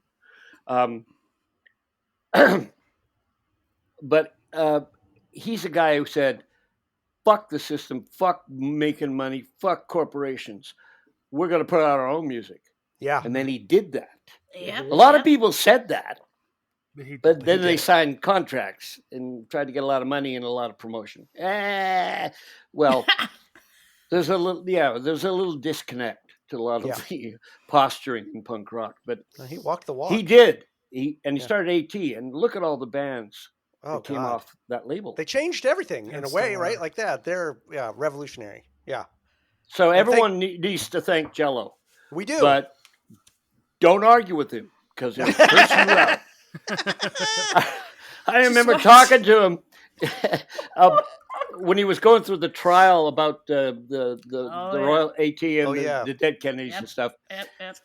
And I said, well, look, man, don't waste your energy on this. Just leave it up by. Do what you're doing now. Just let it go. And he cursed me out. Oh my God! He just erupted on me and said, Oh, "You don't fucking know what you're talking about. This is my legacy." I went, "Okay." I think I actually laughed because, and that didn't offend me, and that doesn't make me think less of him. Yeah, it makes me go, "Well, that's Not what my drove it monkeys." all. That's that emotion." And in some ways, it makes him a 14-year-old spoiled brat. In other ways, it makes him a huge and important artist. that's right. So, sometimes you got to take both together, right? No, I Yeah. mean, All right, I'm gonna- 14-year-old spoiled. I'm going to brat. run I off mean, and pee he's real a quick. I'll be right White back. guy Oh, from Jordan's the gotta pee. Area. Rob, do you have to go to the bathroom? The two guys have gone to the bathroom. Do hey, you? I'm 69 years old. I always have to go to the bathroom. Would you like to go to the bathroom? No, I'm fine. All right. No, that's good. I never was a Yeah. bedwetter. Could always hold it. Oh, good. Oh, yeah. Yeah, that's one of the signs of if you wet the bed, that's one of the signs of being a serial killer, apparently. No, So I think that's it's the other way around. It's the person who can control themselves physically who are way too controlled by what they think. Uh-huh. You know, it's the people who are a mess, you know, and follow impulsive impulses and do everything self-destructive. They're the most human. It's the guys who are rigidly disciplined. Oh, you got to watch out for those them. ones. Yeah. Jocks. Joseph Stalin used to say that, it's a famous quote, I'm sure you know it, when I sit down and hear intellectuals talking, that's when I reach for my revolver. Wait, where do That's I know his that? quote. That's where I reach for my revolver. That's What a song is that? song by the great band. What's another great band? What's their names? Oh damn. New England. Yeah. Oh. Jordan, what song has the lyrics? That's when I reach for my revolver. That's when I reach for my revolver. What the hell? You want me to Great Google it? song. Great. No, song. I'm one of the No Means No songs. No. No. I was going to say I don't recognize. Someone that. go on Google. Who's going? I'll go Matthew. on Google. Matthew's on Google. Matthew's got Google it. race. Google race. Yeah, we've outsourced our brains. And the lead guy had a famous name, but it wasn't. Mission of Burma. Fake. Mission of Oh Burma. yeah, Mission. Okay. What a great Okay. band. There's another undefinable, uncategorizable band. True. I don't think I knew that that was them actually. Wow. But yeah, they're the kind of band. It's like, who are they? Where they came from? Per Ubu. There's another Oh one. my God, I love them. It's like, what is this? Yeah, exactly. Where did this come from? Sui generis. It just That's what I said about you guys. Yeah, When frankly. I heard you, I'm like, what? Frankly. Who are these guys? This was before Google. I couldn't It's- Google you. It's remarkable how that is definitely a common thread. One of the questions that we ask our listeners, the three questions are: what's your No Means No origin story? What does No Means No mean to you? And then if they have a sort of personal story, going to a show or, hearing you guys for the first time at a party and they met somebody really influential, whatever, but those are the questions and those are what we would get people going. And definite commonality was just like, I heard this and I had never heard anything like it and I never went back. So many people said something like that. 100%. That was me. I was one of them. one of the reasons is accidental. The reason why we it was because we played live and recorded as a two-piece band. Mm. That was the source of the original sound that we had. It was basically, I love it because it's the lack of something that made us different. It was because there was no guitar player. Mhm. Yep. And then we had a guitar player, but at that time, really, the way we worked was already formed, Good right? foundation right there. Yeah. And if you play music with a bass and the drums, it's got to be something a lot more going on with the bass and the drums and the Yeah. vocals, Yeah. because you have a whole empty space there that's got to be filled with color and nuance, and and John, look at John. Oh my God. I mean, And then that Jesus kind of Christ. in that setting, he shines. Yeah. Absolutely. Imagine Yeah. him back in the back of the band going cha to 3-chord rock and roll. No, he's No. too good for that. That's fine. That's lovely. I love that kind of music. But no. If you want to know what John can do, Yeah. you know. Holy shit. And what would I play?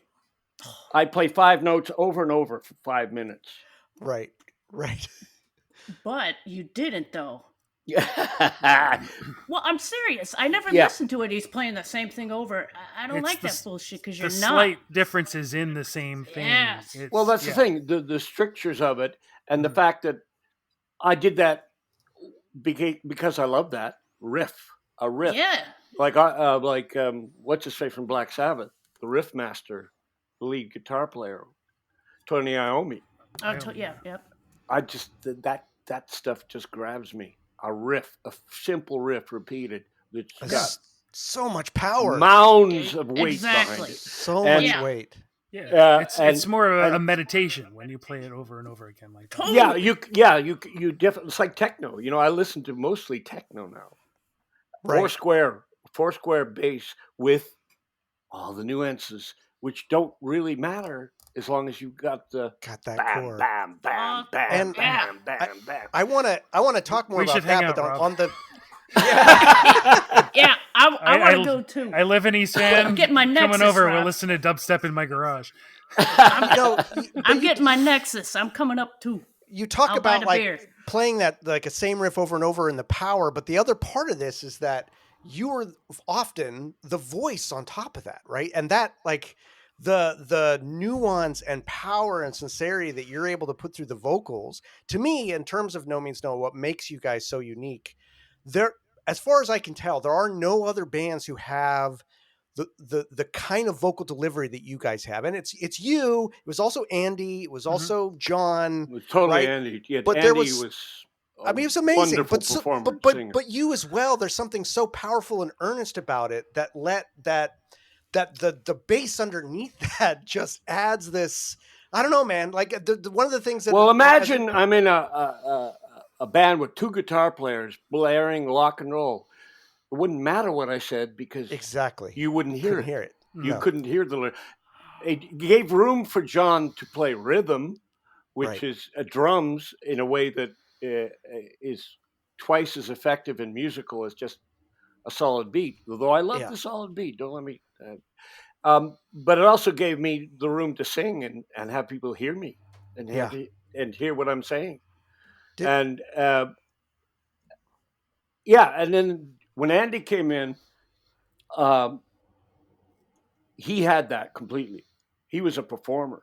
Yeah. He could get up on stage and sing, and Yeah. bang, he was on I you. like your interview where you said he makes great faces. He does. He did. He made great faces, still and he had does. a great lurch. He lurched on stage. Yeah. He did. Oh. He looked was like he not played. standing there. He was doing things, and his guitar playing, it was not standard guitar playing. No. God. He played like Like a Gang of Four. fucking Right. Yes. You know yes. that And a you can hear that in woodworking his machine. music, Uh-huh. and Mhm. and he also knew how to put himself forward in the song. Yeah. One of the things that impresses people about singing is not the words and lyrics; it's the person Exactly. Oh, Exactly. entered your head and is saying, Yeah. "Here I am. Who Yes. are you?" Mhm. You know, and he made that connection always. And so do with you. people. I mean, that's with that band. Well, I tried to, and you did very successfully. I think it was one of the reasons because of the isolation that I had when I got the opportunity to get up and look at people and sing. That's what I did. Yeah. I wasn't putting on an act. I was saying, "Hi, who are you? Do I know you? Do you know me? I have a lot of things I'd like to talk over with you, and they all involve who I am and what's going on. And does that interest you? Are you concerned about that? Well, how do you feel about stuff?" That's what I was doing on stage. Yeah. Not,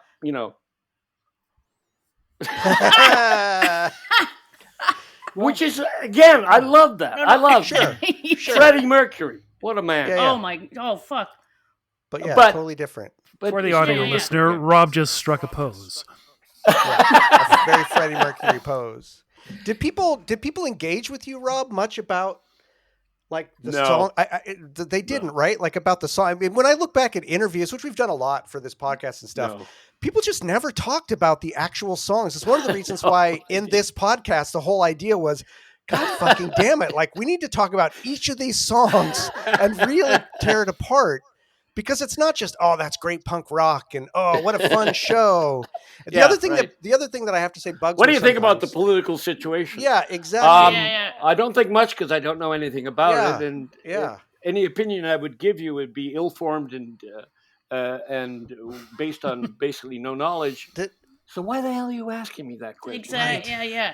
Did that not bug what you I after a came to the while? show Did for. it bug you to put out so much just fucking crazy Kind of. heartfelt poetry? And But also, it took the heat off because if Okay. anyone had pinned me down and asked me to explain what this was all about, what the hell I was talking about, right. then I have to, defend myself. Right. But it didn't matter really. Again, it was not about the ideas and the stories. Yeah, that's great, but it was about the musical performance, and I always knew the difference. That's how I looked at it. I mean, too, look 'cause at the I don't- Ramones. yeah. What did they ever say? Exactly. I don't want to Yeah. walk around with you. I don't Yeah, want to yeah. walk around with you. Why do you want to walk around with me? That's what made their it- idea in that song. It's But a you're- wonderful song. You sell yourself a little short, I think, because, and I guess that's a natural thing to do, but the way that No Means No is so, I don't know what the right word is, but like holographic in that every element of it is in service of, I won't say the idea, but of whatever that heart is that you have tapped into. Unlike most other bands, the way that you would say the words, the way your vocal delivery comes out, and the way the music supports it is pretty fucking unique. I mean, I think that's what I always loved about you guys, and I know we've talked about ad nauseum. So Well, I think it's because unlike many people who would do this, I needed to make a connection. I needed to talk to people. Mm-hmm. I needed to connect with people, and so that gave me an opportunity to do so. So I took advantage. Other people, they don't. Maybe they have their loved ones, their family, their friends, and they talk to them and connect. I didn't have that, so I talk to everybody. So It's like do you love humanity? Yes, I do. What about individuals? Not so much.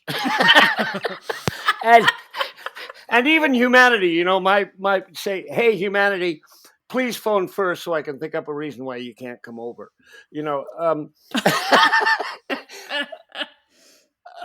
So with that basic nature that I had, for whatever reason, that little hole that I lived in, if given the opportunity to make a connection with people and to be right there with them, that was the context I could do it. Oh my God! Yeah. And that's what you did, though. Yeah. I Well, hope yeah. you know that. Oh.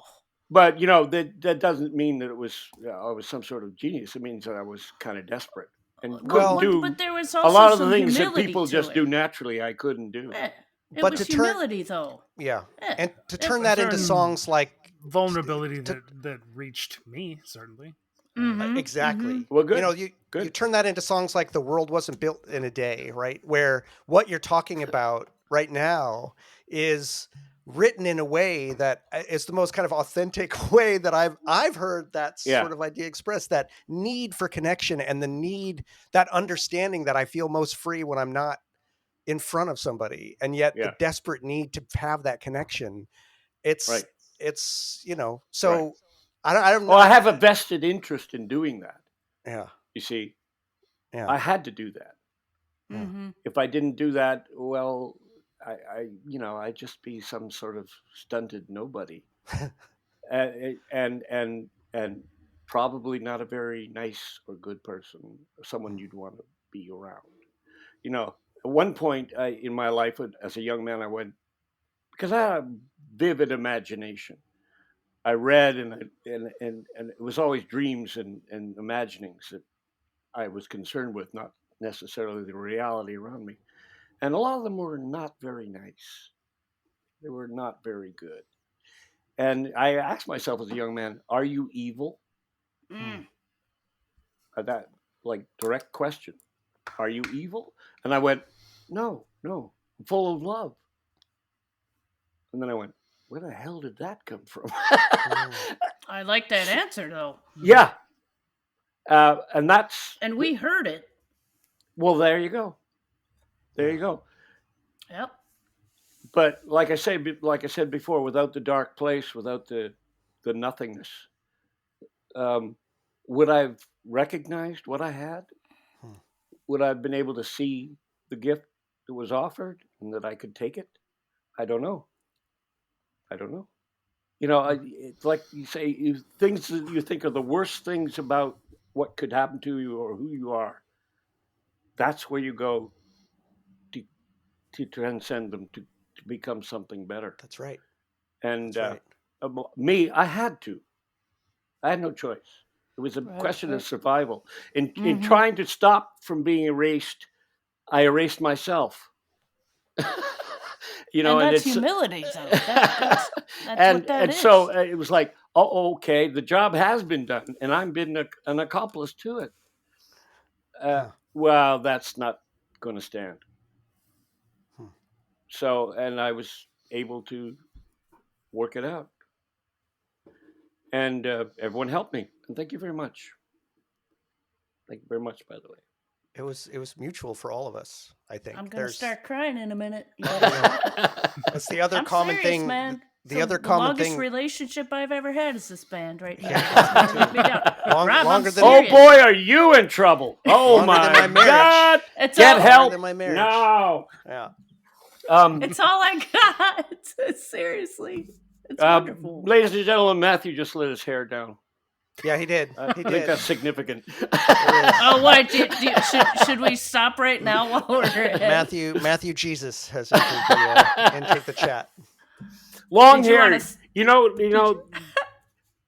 You can always tell when a big cultural change is coming because of it. There's something happens with sexual relations. You know what started the 60s? Long hair. Right. The Beatles. They're beautiful, beautiful musicians.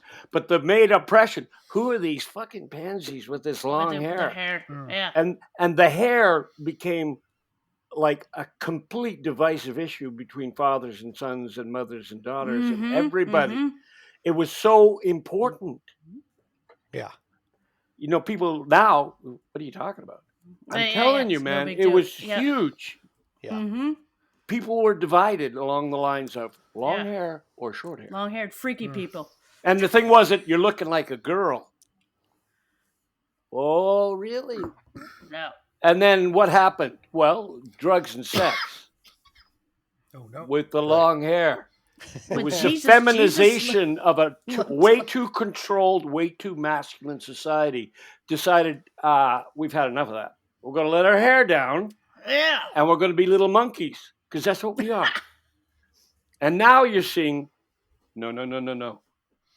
And what starts it off? It's gender. It's homosexuality. It's trans. It's I'm a woman if I want to be, or I'm a man if I want to be. Guess what? That's the harbinger of things to come. It's going to change things, and things are going to get a little weird. Me, I love it. Yeah. I love people who dress weird. Yeah. I mean, come on, punk rock. Guys with rainbow mohawks. I love those guys. You're the fucking shoes you guys used to wear. I love these pictures with the shoes. It's like John's got these dress-up shoes. Hey, John Chedsey. Shout out to John. John. Oh, no, I'm talking about John, your brother, but yes, John Chedsey. But you remind me, I made a mental note to do that someplace. I haven't talked to John in years, and I do think of you sometimes, John, and I don't phone you. He's busy taking pictures of women. He takes pictures of women. Does he? Yeah, he does. He's very on Instagram. Very good ones. He used to talk about your driving, Rob. Yes, I'm famous for almost but not really killing people. Yeah, I've heard about that. Behind the wheel. You know, I lost my license. I got my license suspended for 4 months. Oh, no. For what? For being a dick. For driving too fast everywhere. And you know what it was? You gotta get there. I always was a guy who was just reckless on the road. But I always managed to avoid getting caught. But age took over. Right, so I actually was driving the same way I always had, but I lost the ability not to get caught. And eventually I got enough speeding tickets that they kicked me off the road. Menace. And you know what? I'm driving it. Of course, I immediately started driving again. I haven't got one speeding ticket since. Knock on wood. Oh, God.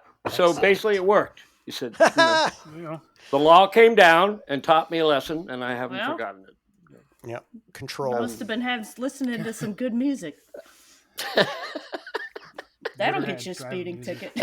Motorhead. Yeah. Yeah. All right, I'm going to go pee. All right. Uh-oh. You guys keep going. We lost another one. No. As for my long hair, I grew my hair because of the pandemic, Rob, because I couldn't get it cut. Really? And then I that's right. realized that actually having long hair, because you can put it back, is a really good way not to get it caught in power tools.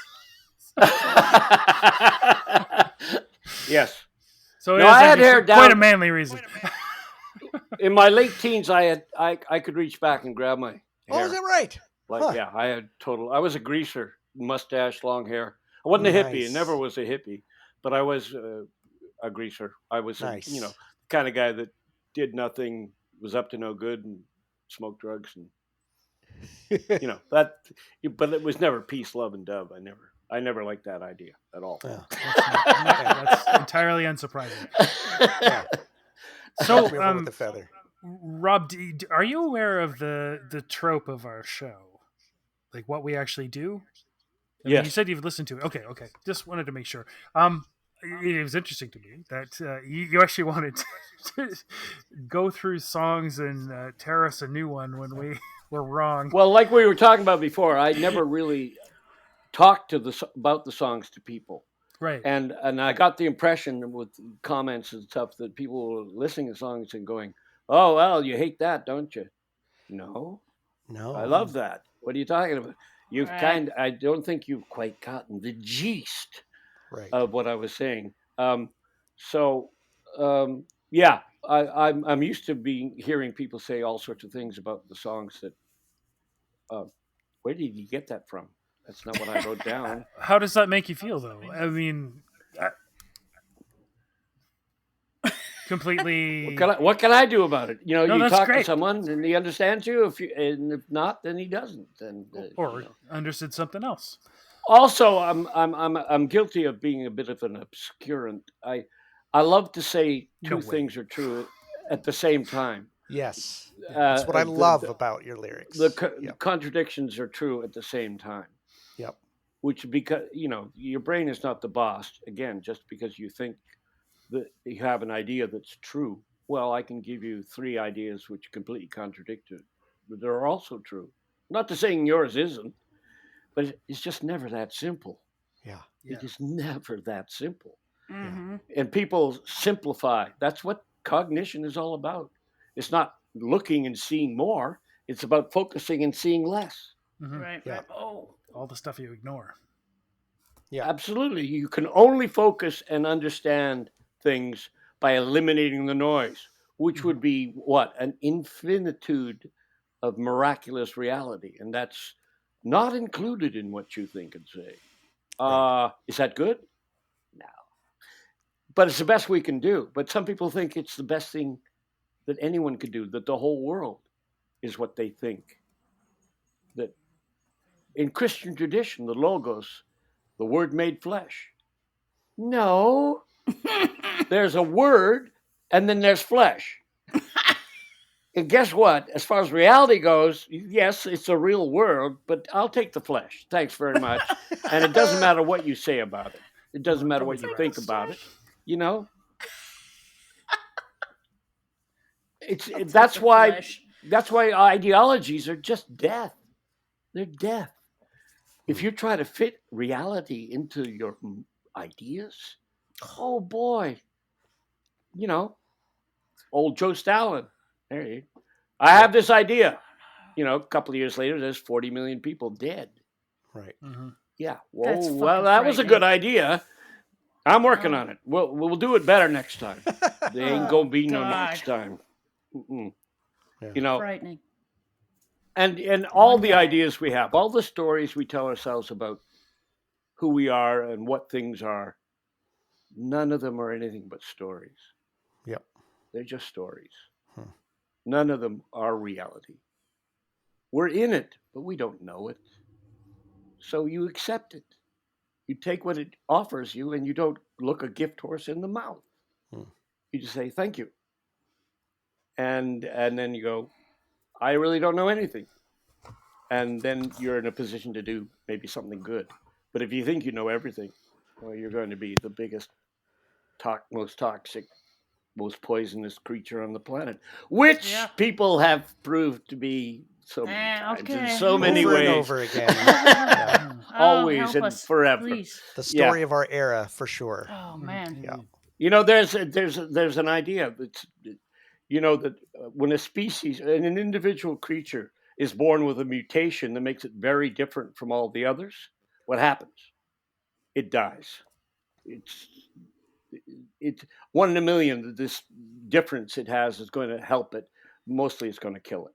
And there's some species who develop in a certain way, totally, very quickly and radically. And what happens? They go extinct. It doesn't work. How long have we been cognitive creatures? 2 million years? No. How Well, quick is that? You know, Depends who you ask. primates have been here for 60 million. The life on Earth, I don't even know. A lot of people But- aren't even there yet. And look at that. After that cognitive thinking, how long have we been writing and civilized? What, Right. 6,000 A years? blink. Yeah. Yep. Look out, folks. Yeah. 9 out of 10, it's over. It doesn't work.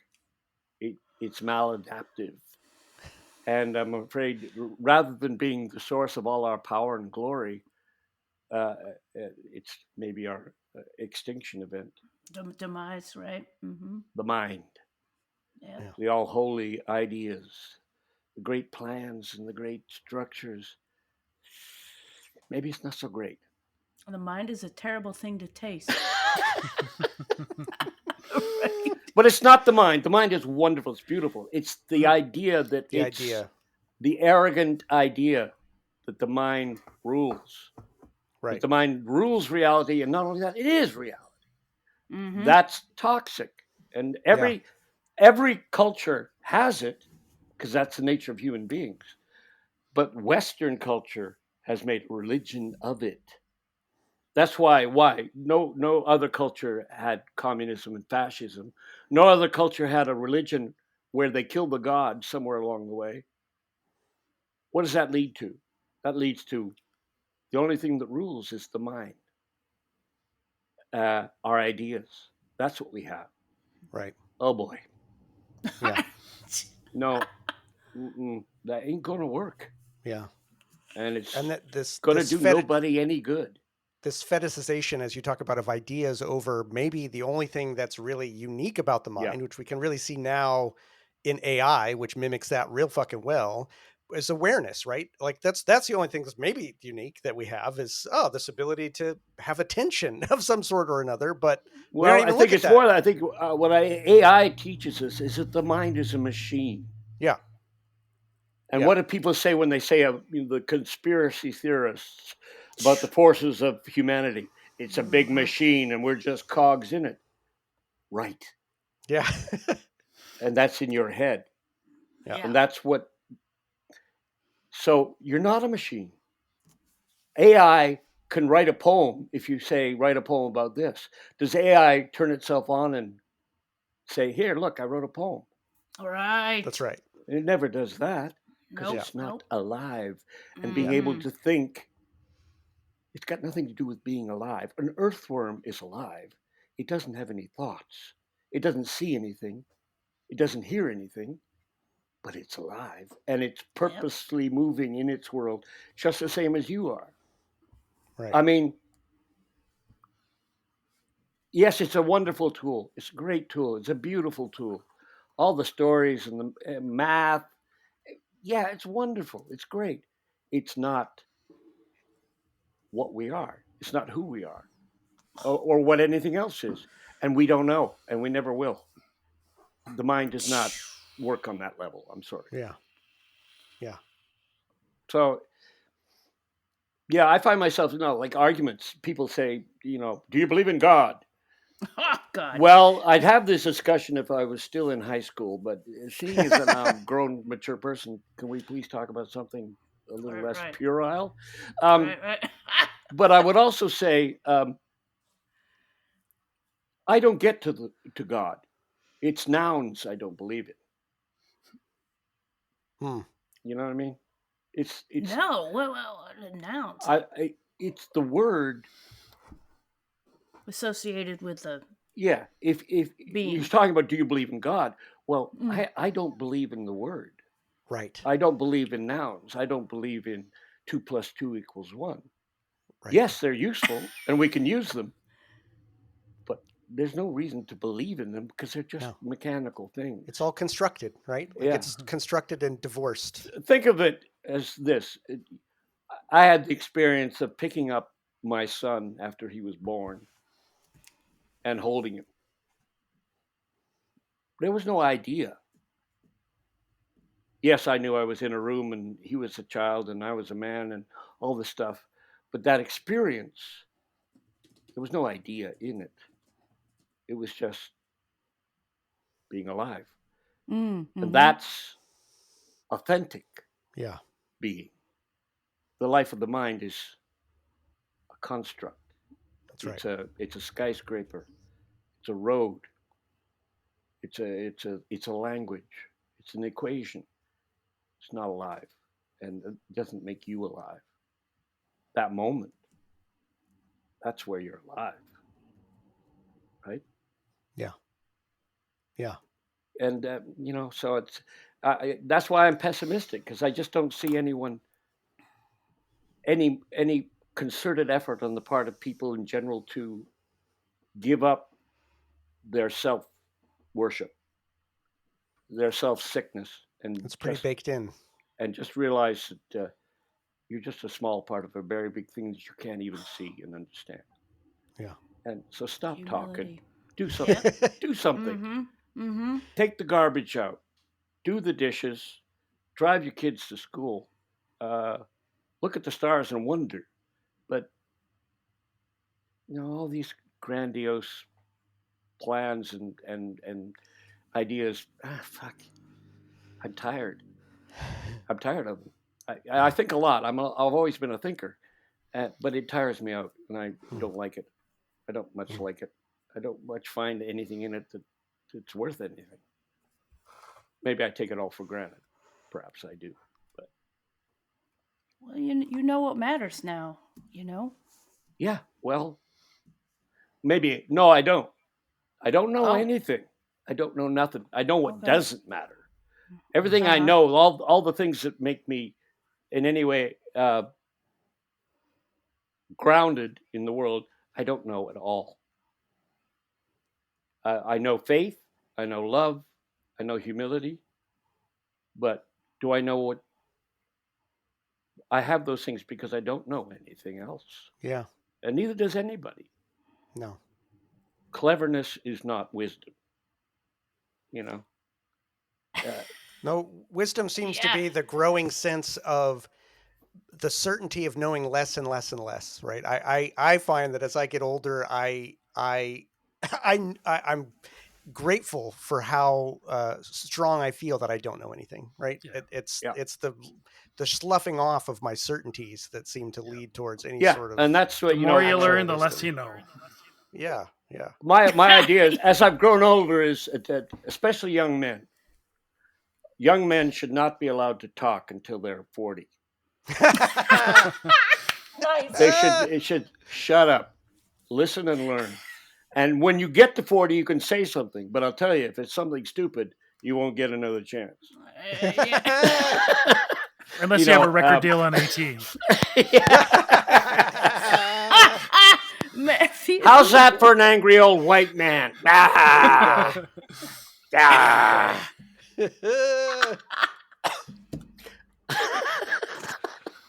Oh man. I don't think you're an angry old white man. I think you're a wonderful soul with humility, and it's always shown. Always. Well, I'm glad. Always Yeah, to that's me. a boy. That's man. Christianity got it right. The worst sin is pride, and the greatest Yep. virtue is humility. Mm-hmm. But trouble is, Christians never practice that for a They don't second. practice it. I got lost like a couple years after that whole Come thing on, came guys. to pass. Yeah. It's like, But even your music wasn't like that. You could have been like, yeah, we're laying it down and blowing your mind, but your music wasn't like, look at us showing off. You're just, bam. well, I hope not. Yeah. Here's Except what, for no. Widget was no, showing it off. was the music was humility. What? What? I wasn't showing off. He was playing in I was fucking- showing off. I tell you. What was the pants? You had know the fucking- who hated me most in my musical career? Local sound men at clubs. Because I would get up there and I'd turn this fucking thing up so loud. Yeah. And they'd say, you can't do that. I can't hear the Bullshit. vocals. I can't hear the drums. I said, okay, fine. No. You idiot. I'll turn it down. And I would turn it down. Then when I get up on stage, I just turn it off. Turn it right back Oh, on. yeah. They hated And you're my wearing guts. sweatpants, and you're wearing a fucking sweatpants. And people would say, you're one of the best bass players I've ever seen. And I'd said, Yep. I'm the only bass player you've ever heard. Yeah. That's a good point. The reason I stand out is because you could hear me. Yeah. Yeah. I remember seeing, what's that band? They dress up like insects. They're from Southern California, San Diego area. Insects. And they dress up Is like it costume Guar? like insects. And they're a hardcore band, but they have a guy on a huge synthesizer, and he's in the Is center. it Guar? Doesn't sound like No. Guar. No, it's not No. Guar. It's what are the names? Wow. But anyway, I was watching them because they're very. Max Sabbath. They're I have they're just written real down good. Southern Google. California insect band to Google later. You might find them. I saw them, and I was standing right up front for a while, and I watched the bass player, and he was just going all over. He was great. Then I went back up to my friend in the balcony, and then I didn't hear a note. Yeah. Not a note. Oh. But I never had that happen to me because Fuck it. Yeah. Up to Turn it up. 11. turn it up, Thank turn God. up the Thank 2K, God you did. let it Yeah. hear, let it bite. Yeah. Thank God you did. I sat with what's this? Oh, who was your Blair. sound guy? I had Blair. Blair. I sat with Blair once up in the thing, and In New I York. forgot what song it was. Blair It hates was me New as well. York.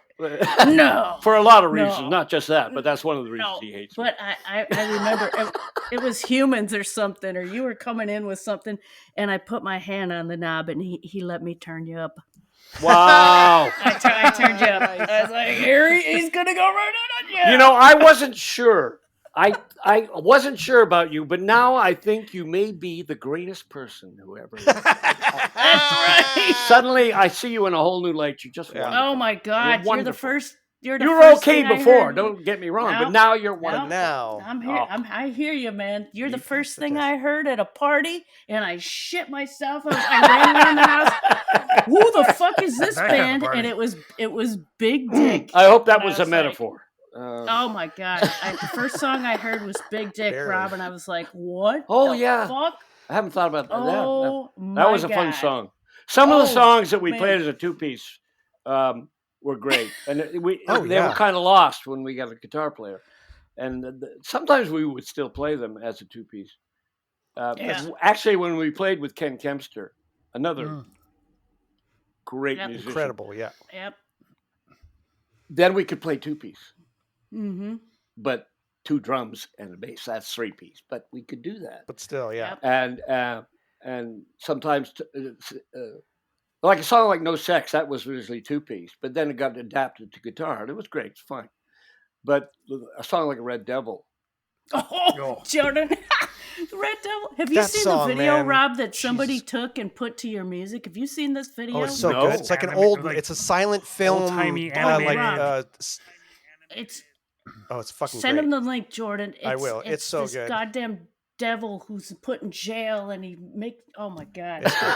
Perfect. No, great. Rob, it's amazing. Yeah, it's very good. Beautiful. but I would, Perfect. that was a joy. I would be playing that, and I'm playing for 6 minutes. So and singing, and that left me free to be surrounded by these 2 drummers, just going Oh, fucking God. AWOL. Yeah. Yeah. So much fun. No, it was fun. I think So I much saw. fun. I saw a couple of those shows. Like there would be, you guys would play Long Days and Who Fucked Who was another one that you guys would play. That was so fucking great to see you guys come out and do those two piece numbers. It was a real fucking joy.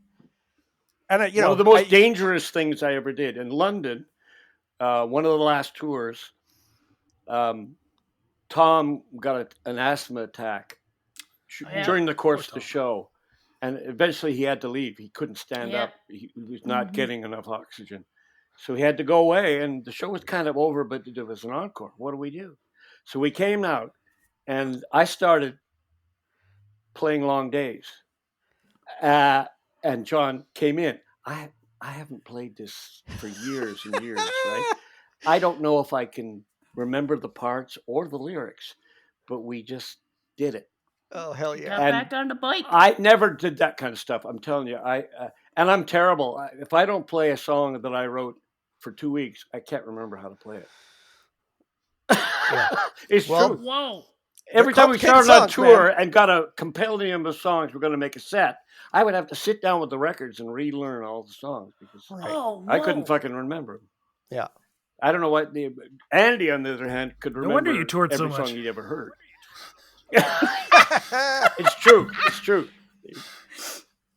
And that's so good too. If you do like 30 dates, the last 5 are possibly going to be the best ones Yeah. Mhm. because everything is now clockwork. Right. Everything is now synced, and you Right. know exactly where you are all the time. And then you can do a lot more. Right. Yep. You can then Right. start to do a lot more. Right. And bands that don't play a lot live don't really ever get that good because you got to do it a lot. You got to play all the time, and the same thing over and over, not different things all the time. Right. But when you do that, the thing you're doing the same over and over, suddenly it's not the same. It gets better, or it gets more adventurous, or it gets more Right. spontaneous. Yeah, you got to You keep know, yourself interested. Just like at playing that point, same too. riff for 6 minutes, I guess. Exactly. Yeah. But I was, as a serious musician, I'm afraid I wasn't much. I never practiced my whole life. I say, I never practiced at all. I wrote songs, I recorded them, I rehearsed them, and I played them. I never picked up the bass just to go, what's the ionic pentatonic scale? No, okay. not once in my life did I do that. So was I a studious, disciplined practitioner of the art of playing the bass or anything else? No. Never. Yeah, It was but your basically, music I'll would've do it when I have listened. to. You listen to music though. You listen to you it. listen to music, and that meant that like I'm the shit that was my impression of that, as I hear it from your music, and one of the things I love about it so much, it feels like that shit came out of you, like the lyrics, Yeah. in a way that Yep. wasn't interrupted by theory, that it wasn't interrupted by Oh yeah, melodious scales, I'm a right? total. I'm not against written music, but I'm thinking that, God damn it, the tribes in the Amazon who banged on Yeah. drums, and they didn't They write felt it. anything down. No, And they just did it. encryption. What were we talking about before? Math and music. Well, there's something wrong with that equation. Notation, with its rules and regulations and its dictum written out cold on a page, that becomes music. It's miraculous. It's miraculous to me that and then a bunch of people sitting in tuxedos like robots watching it. People who are privileged. I mean, classical music was always the Yep. music of the privileged class. It still is. And a lot of great European folk music is lost because Right. no one paid any attention to it. Mm-hmm. But still, music transcends even the worst of conditions, like an orchestra with sheets of paper. And listen to Beethoven's Ninth. That's soaring, unbelievably good music. Because it was written down for an orchestra? No. In spite of that, it transcended that. And that's how powerful it is. Yeah. You know? And it thrills you to hear it. Even though no one's playing it. It's on a recording. Recorded music can thrill you, can take you to the place where music touches you. It's amazing, the power of it. It's, again, it's one of those things. How? Why? I have no idea. Yeah. I don't know. I mean, it comes from a place you don't know. But you guys cracked that mystery open for me. You're they're really kind of one of the only bands that did, both in sitting alone in my room with the headphones on, with all the lights out, and listening to a full album back to back, and then standing in a pit listening to you play The River live and being in the river in the pit, right? Those two experiences of this music touches me in different but profound ways on my own when I can sit and contend with it, and with others in communion with others, and you as you're playing, right? It has its place in both places, but the power in both those places is just as real, is just as authentic. And that's magical. There's something mysterious about that. How can a simulacrum, a semblance of music projected through speakers and an amplifier, how can that have the power that someone playing in front of you has? It's a mystery. But it does. It does. It did. Maybe not as much, but it does. I don't know. And that's there's something going on there. It's kind of it's uncanny. Because you're naked. You're fucking nude. Yeah, Rob, if you're going to listen to one of our podcasts, we'll send you the number of the one where Jordan is talking about the river. Because that's some passion right there. I think I unfortunately spent about half well, that's an what hour I tell people. You love music, play music. Mm-hmm. Play it. Yeah. Guess what? It's a gang of fun. Yeah. Don't just buy it. Don't just listen to it. Don't just go to shows. If punk rock had something really positive to say, that was it. Get up on stage. Play it. Yep. It doesn't matter what you know or do not know about music. You'll figure it out when you get up there. Believe me. Mm-hmm. Yeah. Mm-hmm. Or you won't, and you'll go back to the bar and get a drink and let someone else do it. But everyone should play music. If you sing, if you're not tone deaf, if you have a sense of rhythm, play music. Please. It's a good thing. Yeah. You'll love it. You'll love it. It's great. It's the best drug in the world, I think. Totally. Yep. And but that's another argument to me with the written music, and it keeps people from playing because they go, I can't do that. Right. Mm-hmm. And learning it is learning a lesson. It's not playing music. Yeah. Mm-hmm. It inhibits people playing. They give up. I can't do this. I can't do it as good as that guy. Sure. This shit. How good he's doing it. Yeah, that I'm not a big fan of the idea that the music should be written down and all these things, the scientific method of musical notation. No, it just keeps people away from music. Yeah.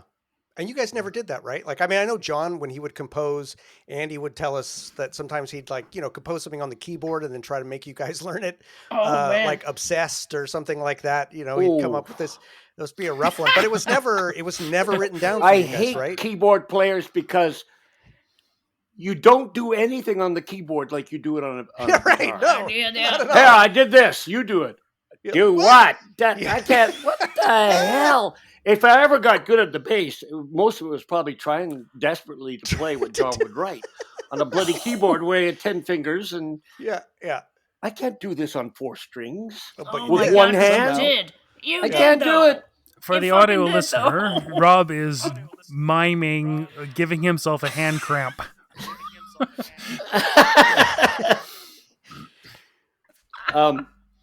Yeah. That was really funny. You should hear some of those demos. It's the cheesiest let's- electronic music you've ever heard. And John would say, John hates electronic music. I hate Really? electronic music.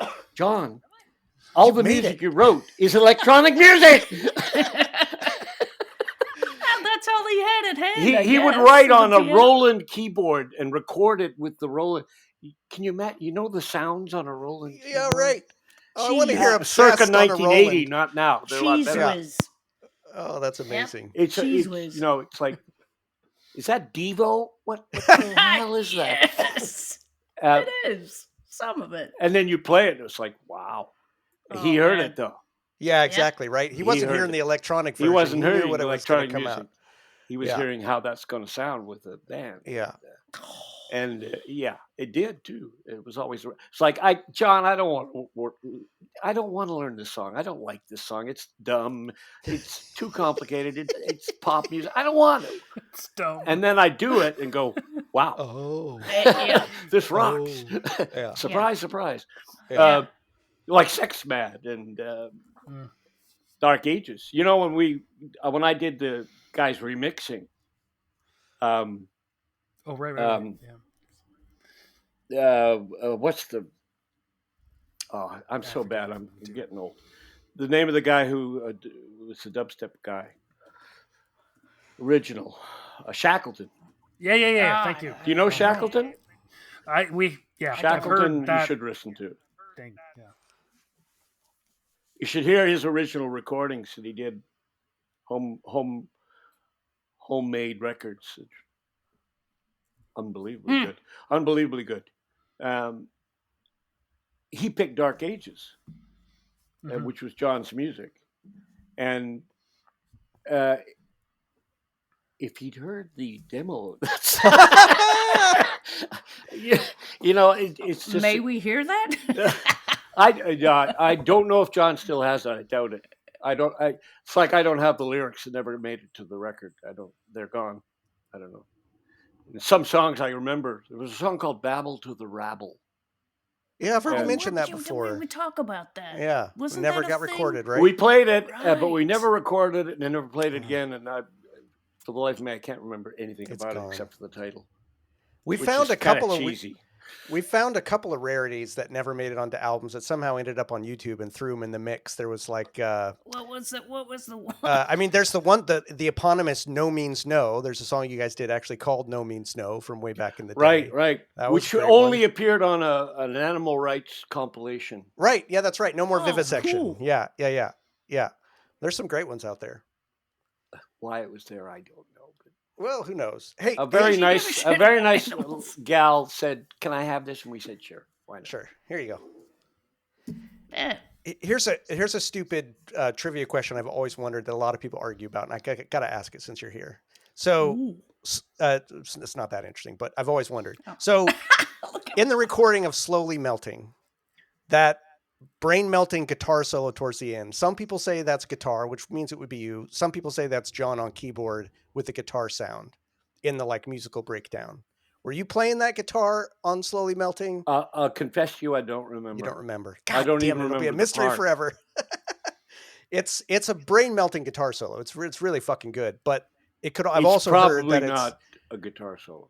yeah. I've It's heard that it probably was probably keyboard. Yeah. Should ask John. Guitar. Well, we Yeah. will. We'll hopefully do My that at some only point. great moment as a guitar player when I had to play guitar on Why Did They Call Me Mr. Happy, because we had no more guitar player, was the solo on what's the song? God, I can't remember the name of the song. I really am getting senile What's your? You and guys enjoying got your every discs, don't moment you? of it. Like I say, the less I think, the better. Should I go get my disc? Madness and Death. Madness and Death. Yeah. Give the man a prize. Someone. Quick. Hey, ding, ding, ding. This Yeah, is my I did a prize. solo in there, and what I did is Scott Henderson had this horrible pedal. It was called a rat or something, and all you had to do was plug it in and bang on the guitar to just.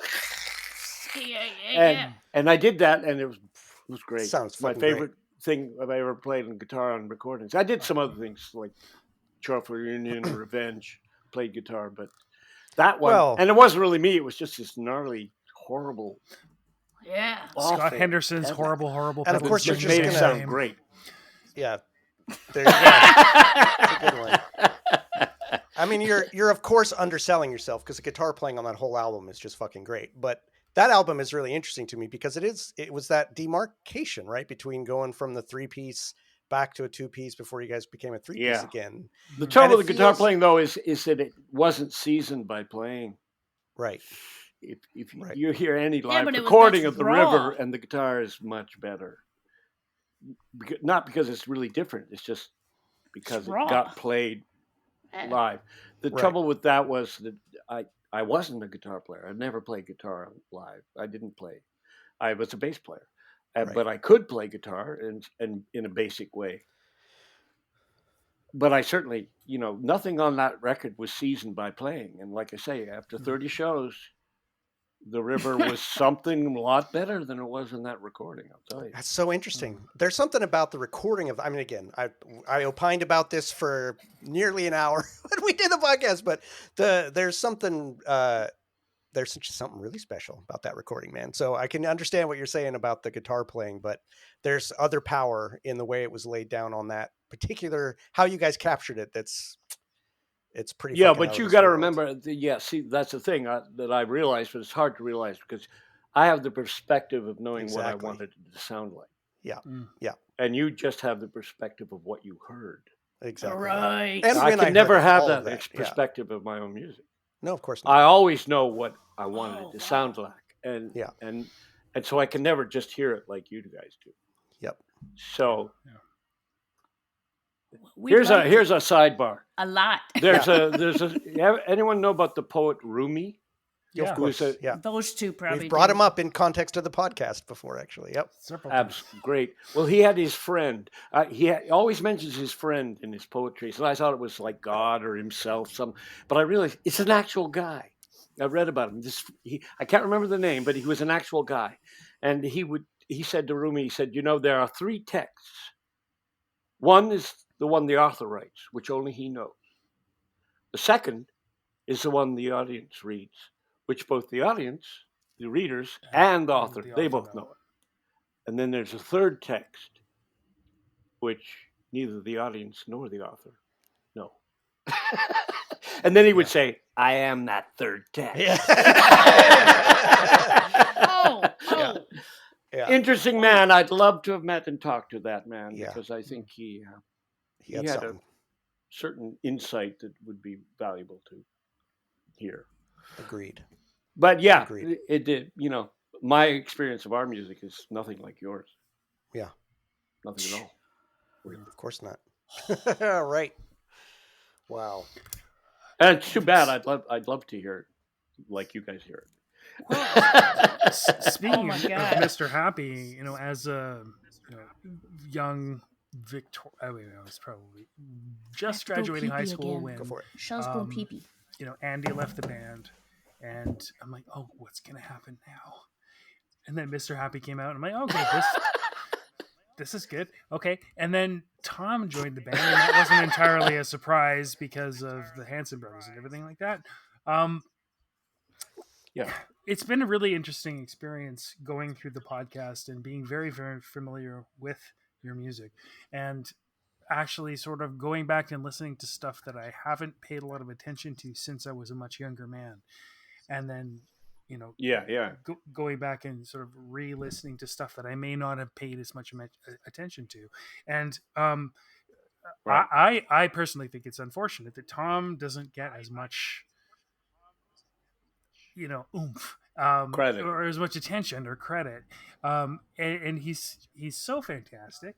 And I found he it is. interesting. He's wonderful. And you know Yeah. what? I myself never gave him enough credit. Mm. And Tom, if you're listening, you know what? Later on, when I watched videos on YouTube of him performing, I would go, holy crap, that's so great. But you see, when I'm on stage with him, I never heard a note he played. Oh, wow. I never heard a note. Who's he talking about? Tom. I just Tom. missed it. Tom. Oh. It was too loud. I couldn't hear anything. In the end, with my monitors, I'd have maybe a snare drum and my own vocal. That's it. Because it's cacophony to begin with. Right. So I didn't know what he was doing half the time. When I would stop, like in The World Wasn't Built in a Day, and I wasn't singing and playing something very simple, I could listen to what he was doing going, Right. whoa. Or Yeah, self-pity. Yeah. Yeah. Oh. And I would listen especially because I loved the stuff with the effects. That old analog effects box he had. Yep. Andy had it as well. It was amazing what you could do with it. Mhm. Totally cheesy. Complete and absolute So great, though. fromage. But wonderful thing, effects you can get off of it. But when I watch him now, just playing the songs, while I'm up playing and singing, I didn't hear him. I didn't know what he was doing. I feel unfortunate. And I look at it and that, go, whoa. Oh, sorry. Oh, no. No, sorry. I'm just saying, no, he would. Hey, Tom, you were great. Yeah. In some ways, I Huge worried musician. that he kind of was a got great- his creative juices out in his other projects, his solo stuff, and in the Showbiz Giants and everything. He like that. did. But then in the later he did. stuff, And especially, I mean, you start to hear him, and it makes me lament what might have been. Right. Yes. Like in the tour Yes. EPs. Yeah. Yeah.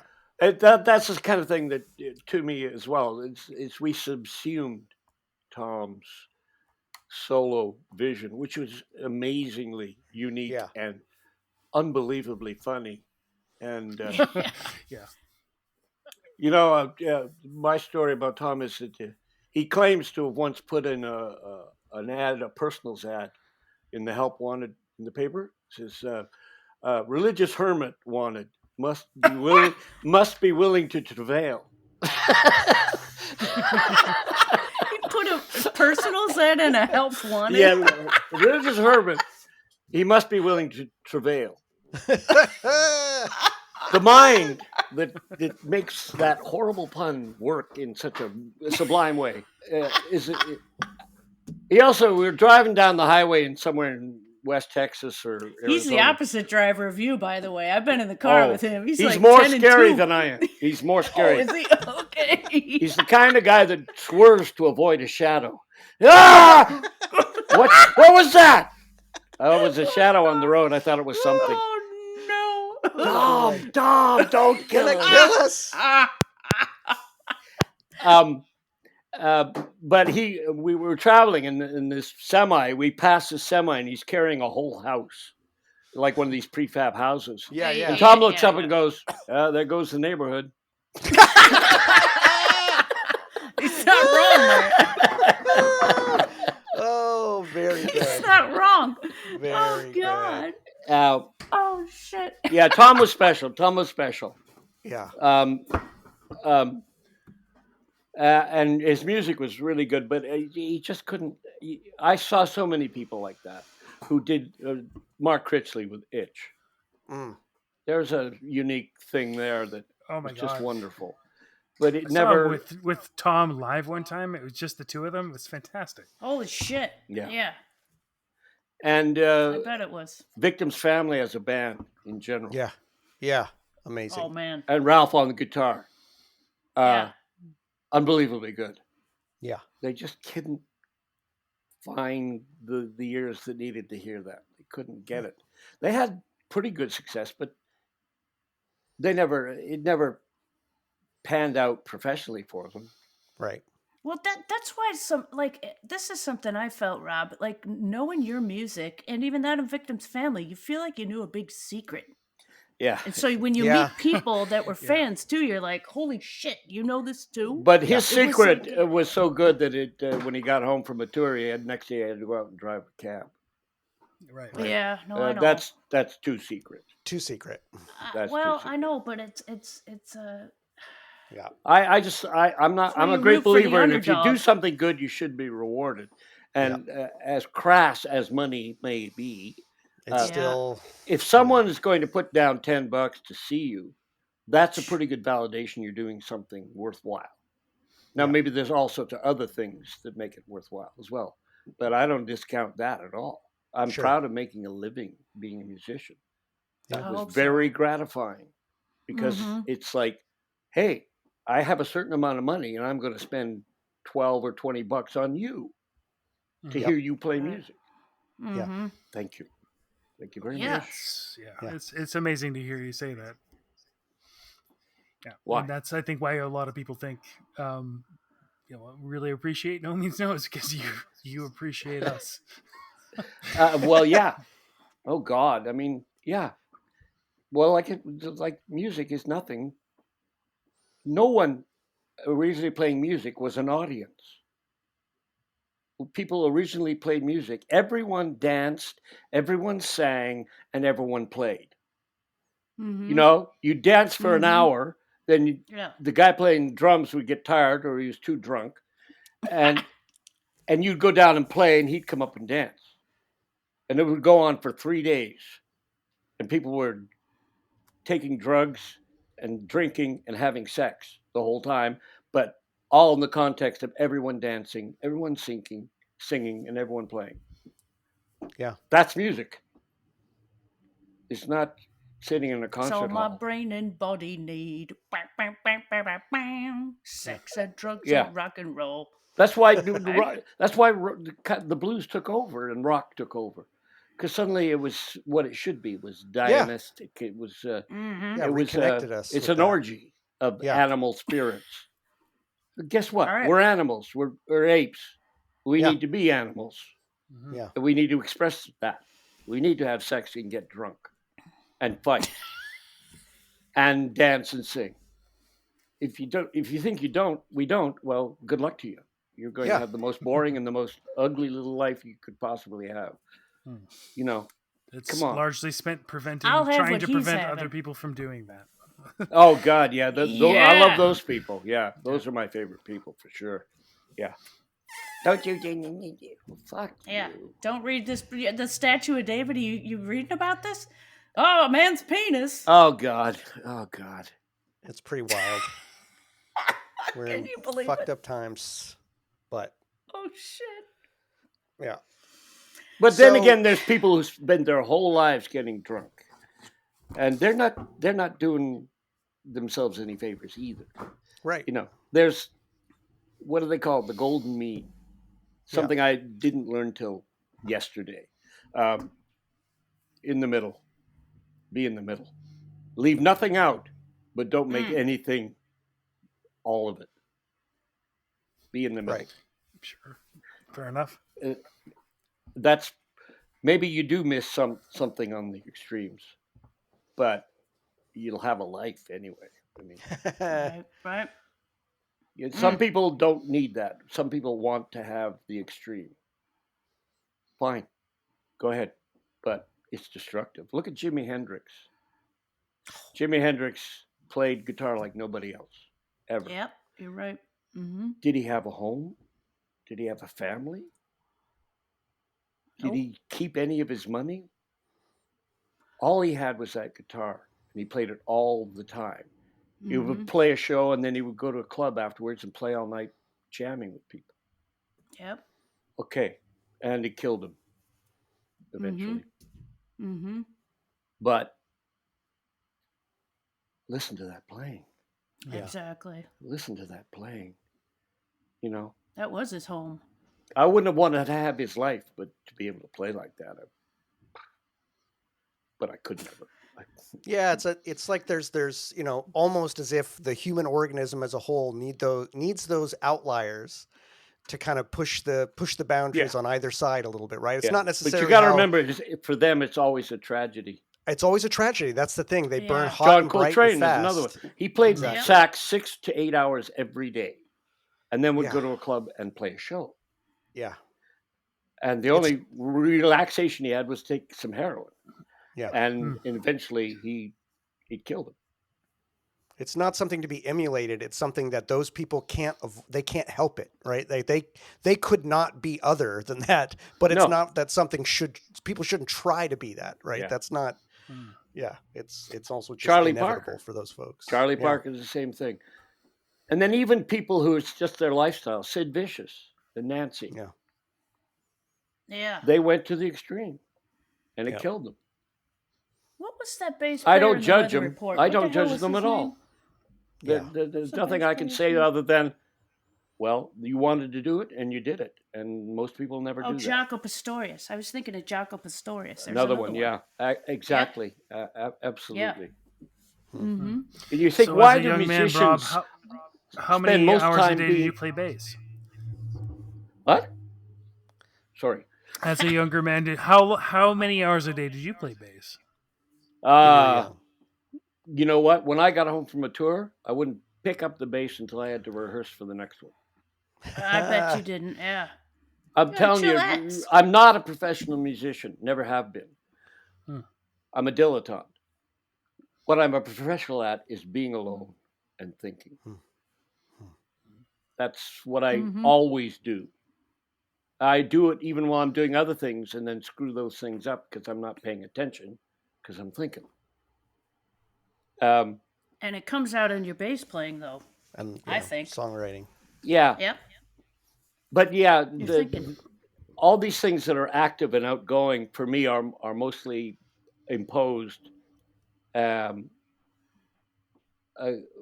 on my own. I'm just in a room thinking. That's it. It's been that way since I was a child. It's never going to be any different. I mean, there's some things you can change about yourself, but others, it's what you are, who you are. And you know what? If I could be a dozen more things than I am, I really don't have the time to work on that. I'm sorry. I'm not into self-improvement. I'm into doing things. And the self that does them, as long as it's good enough to get those things done, fine. Otherwise, I don't care. You know, if I'm callous, it starts with myself. You know, I used to be angry with people, but I was always angry with myself. I used to tell people to do this, do that, and do it, and don't do anything else, or you're a fucker. That's the voice that I would speak to myself. You do this. You do it right. You fucker. So Did you? I'm a like little that kinder to voice, or myself have you these days. changed it? Yeah, I was I'm a gonna little say, kinder is to that- myself. Now I'm a little kinder to everybody else as well. Yeah, Not completely. that's a hard feeling. No, I'm still. My son, Sam, is the gentlest, nicest person in the world, and I have no idea where he gets that. Certainly not from me. You know, he's angelic, and he's my hero. I look at him and go, "There's a nice guy." That's a lovely amazing. thing to say. I never can be that nice. I could never be like that. There's something about having kids that really sinks home for me this notion that it's mostly nature. There's some nurture in there maybe, but these mostly people are nature. who they Totally. fucking are. They're Totally. they are who they are. I learned that completely. I was one of those guys that, well, it's all, the social construct theory. Yeah. I'm sorry, no. People are Yeah. who they are. They are, And it's in their bones. It's in their genes. It's not it's in an important lesson to learn. It's I not think. who they bump into when they're alive and the things they go through and learn. None of that is seminal or foundational. It's not the root. You know. And again, like you say, at this age, in my situation now, I look back and I go, what's the best thing you ever did? What's the most important thing? 2 children. Yep. That's the I'm best not thing. surprised you said that. That's Yep. doesn't matter. The rest doesn't really Mhm. matter. Mhm. It's good. It's fine. I had a lovely time. Thank you. But in terms of something worthwhile, something important, those 2 kids are it. Yeah. Yeah. Um, Wonderful. You don't get that unless you grow up and have a few. Yeah. Which is why to people who say, too many people on this earth and I'm never going to get married, I'm never going to have children, that's taking advantage of your privilege. It's like, okay, be a teenager your whole life. Go ahead. It's great. Nothing is nicer than an overgrown child. That's so cute. Yep. No. Come on, please. You don't have to do anything, but there's things you should do. And if you don't do them, you don't ever get to a certain point. Right. And right. Kids are one of them, that's for sure. I was so lucky because I was 55 when I had. And based on what before, I really shouldn't have ever got to that place. I never should have got to that place. I never should have got that human. But I did. What a joy. Oh, wonderful. Yeah, that's Wonderful. great. Better That's late great. than never, I guess, Yeah, Rob. absolutely. Yes, I'm really happy to hear that. Of course, Wow. being so old, I get kidney cancer and have to have it ripped out. That was something I could have done without. That's not an experience I needed. Rob, Yeah. sorry. Did that happen to I you? went Rob? on a radical weight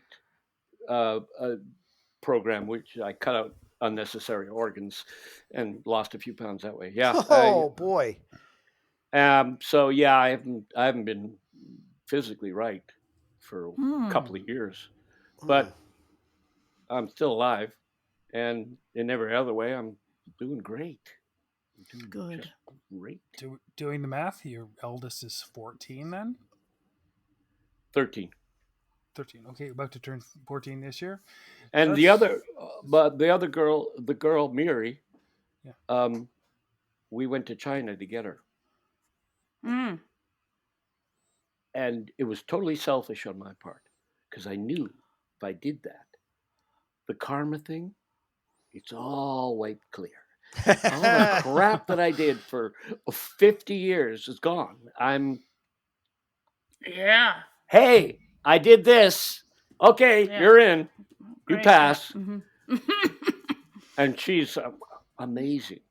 And she Now could it's the have real been, test. get this, what she could have been is a young girl with no family in China. Nope. No, not a good thing under Not a any good circumstances. Yeah. No family. How are you going to get married? How are you going to have children? What kind of work are you going to get? Yeah. But she's got loving parents and a complimentary brother. Fantastic. And she's the oldest? She's No, your she's daughter's first. It was a weird story because we had trouble with the children because we were both too old, me and Joanne, and so we eventually did some science to get Sam, and we did. But before that, we kind of despaired, and so we decided, well, let's try to adopt. So we went. Oh, wonderful! And it took 4 years. Oh man! And basically, we'd given up. We figured that's not going to happen. And then we got a phone call. But Sam was about 1 or in a few months, and it's just like, we got a girl here for you. You want her? Wow, yeah. That's incredible. And we flew. Wow. We flew with a 1-year-old 14 hours to China. Oh no! Look at the face. And we grabbed this little beautiful little child, and it was a straight cash deal. Here's the child. Where's my cash? Literally. Oh man, Jesus. Oh, it really was like that. Yeah. Oh boy. Yeah. Oh, boy. It was legal, and there was a government guy there. But basically, orphanage people are basically selling kids. Oh God. And so we came back, and then we came back 14 hours with the 1-year-old, with the 1.5-year-old, and the 1-year-old. Oh my God. How did you do Everything else since has been easier. Let me tell you. I guess. Then that plane ride back. Oh my God. But it's it's great though. Yeah. Hey, That's wonderful. hey, Hey, who's it? What the Hey. that's Sam. Hey, How's it going, Sam. Sam? Sam, hi. Whoa. I was just Good to meet telling him you. what a layabout you were and how Yep. you got to shape up or ship out. That's Yeah. Yeah. Pop's got nothing good to say about you. Sam wants his headphones back. Yeah, he's like, Oh, it's been, probably. That's probably. it's Do you been want your 2.5 headphones hours, back? Pops. Oh, We Sam. can- Awesome sauce. We can start wrapping it up, Rob. I know you got family duties at night and stuff like that, but I do actually. Yes, I do. Yeah, but listen, And, we cannot thank you enough for doing this. This has been Thank you. What a great conversation. It's so gratifying to me to have people who, after we've done, I've done nothing since I quit the band, to promote the band. Yeah. And to find that there are actually people still interested in the band is just amazing. Oh, you have no idea. And Rob, if you'd one of the like to things come back on as a guest and actually dissect the songs with us, that would be amazing. I would love that. Let's keep in touch, but Let's keep in remember, touch. phone first. Yes. And so I can think of a reason why I shouldn't do it. Yeah. No. Yeah, sure, maybe. I don't. Yeah, know. we'll leave it open. It's. I love it. I had a great time here, but it's really not. I hear you. It's not what I do. Yep. Really. Mhm. We hear you. Totally. I think Well, we're grateful for even this time, man, and Absolutely. really really appreciate it. And yeah, I mean, there's a ton of people out there who are going to be absolutely fucking thrilled to have Yeah. heard from you. Pants And pooping. yeah, we're going to do our best to keep promoting the hell. I out of have your music. I have a message from my brother, John. Yeah. Yep. I didn't blow it. Absolutely. He was so worried I was going to say something and that Really? would be it. Yeah, Oh yeah. my God. My reputation is Fucking that I'm a John. crazy old man, and everyone thinks I'm a loose cannon, and I'm going to, Ah, say something so stupid that the whole thing is going to explode. Didn't happen. didn't happen. Didn't happen. Thank God. Did not happen. But the thing Well- I know is that I know more than any of them. I'm smarter than all of them. Obviously. That's why they call you Mr. Happy, Those sir. guys, they're Why they call you Mr. Happy. Yeah. Okay. Come on. One Come last on. question. Yes. All right. So, Jordan, you had mentioned the tower.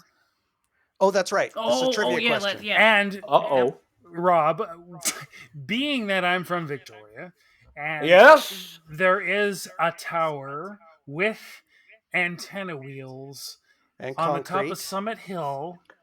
You have. Was that the tower? That's the tower. Oh my Matthew nailed it. God.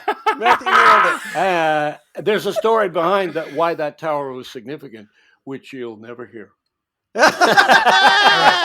Good enough. Fair enough. Fair enough. Other Had something to people's do with that lives are involved in that sex story. and drugs and rock and roll. That's great. Well, some variety of that kind of stuff. Yeah. Yeah. That's great. That's Yeah. great. Nice. Well, Mr. Wright, we can't thank you enough. Have a great rest of your evening, and thank you for this. This has And been a real okay, gift. and from the bottom of my heart, guys, get a life. Come on. Obviously. This is Yeah, this we'll is try. my life. Come on. This is Get No. get It's too over late. it. Get beyond it. There's more No. important things in life. yeah. Really? No, there's not. Whoa! Yeah. Right in her meat. Oh my God! Written on the That's body, right. sir. Yep. Jesus. Talk Yeah, about it's meat. that bad. For the audio We're- listener. 20 years from now, Michelle don't just displayed her blame tattoo me. I didn't of No advise Means No. Hey Rob, you want to see my No! see my mouse pad? Here's my mouse pad. Dear God. It's like, Come on, okay, it's now, funny. Quit All right. Quit the Never Zoom. mind. Quit I'm the Zoom. fangirling. Yeah. I'm fangirling. No, you're Funny. lovely people. I've enjoyed this immensely. Thank you very much. Thank you so much, Oh, Rob. We good. really I appreciate love it. to talk to adults. It so seldom happens. So. Well, we love it too. Well, And Please listen to more of our Safe podcast and travels. decide whether you actually do want to come on as a guest, because I think it would be really Okay. funny. I may have said everything I have to say to anybody Probably. about anything already. I kind of went off on a tangent. But there, specific didn't I? songs? It's all good. There we go. It's all good. Well, yes. Yes, all if you good. want to do that. Or we could talk about Greek history. Let's do that. Well, and All right. the Guys, tips- brush those up. two- Brush up on your Greek. And These two don't need to do that. They know it all, man. really? You'll- Well, that would you- be interesting Oh no, they yeah. Yeah, They- we've- they're too. That would be brains fun here. if we just got up here and didn't talk about No Me Solo, just talked about Aristotle and Oh, I'm into Pericles it. and- I'm into it. I'm I'll do down. it. Let's do it. I'll just sit there like a nubbin. it. I don't know shit. All right, Rob. Let's let you get Okay. back to your family, but we really appreciate it, and we'll talk to you. Thanks so much. Maybe talk to you someday in the future, but if not, fucking enjoy your time, sir. Ciao, Benny. Ciao. Thank you, Thank Rob. you very much. Thank you. Rabs. Bye bye. All right, so he's gone. Wow, everybody. So we're Holy still shit. recording for a minute just because I want to get our Did I suck? reactions, but that Did I was suck? Did I do no, anything bad? no. And I just want to be clear for a second. I'm still recording this because I want us to get Oh. our reactions before we have our own private reactions. But holy shit, Rob Wright. I hope That I didn't was really oversell fun, him everybody. coming back to guest as a guest. But Oh, well, you know, maybe he'll do it. Maybe he'll do it. Maybe he he's will. intrigued. Let's let I it think sit he for a might be little while. intrigued. Let's let it sit for a while. Yeah. But listener, Did, if did you're that anything, record? oh yeah, I hope. Hey, you know If what, it's Jason all Lamb? We here. didn't step on your toes. I hope not. No, hey, God. wait. If we stepped on Jason Lamb's toes, that was Rob that did it. We didn't fucking do Yeah, it. totally. Yeah, That's all I right. want to say. That's his fault. And I can't wait to read that fucking book. Anyway, dear listeners, I'm not Holy going to give fuck. you our normal preamble. I'm just going to sit here in the glow of what just fucking happened. But You I'm wouldn't even desperate believe to- how many jars of piss I filled. No. It's incredible. It's like No. you couldn't hear it. But- Did you save him? I am of course I desperate. did. They're Did you Rob pee? Wright Did you pisses. pee? Yeah. Did you No, pee no. in? No. Oh, But listen, all right. listen, both of you. I am desperate to hit stop because I need this fucking shit to get uploaded. Oh shit! Wait, stop. Hold on.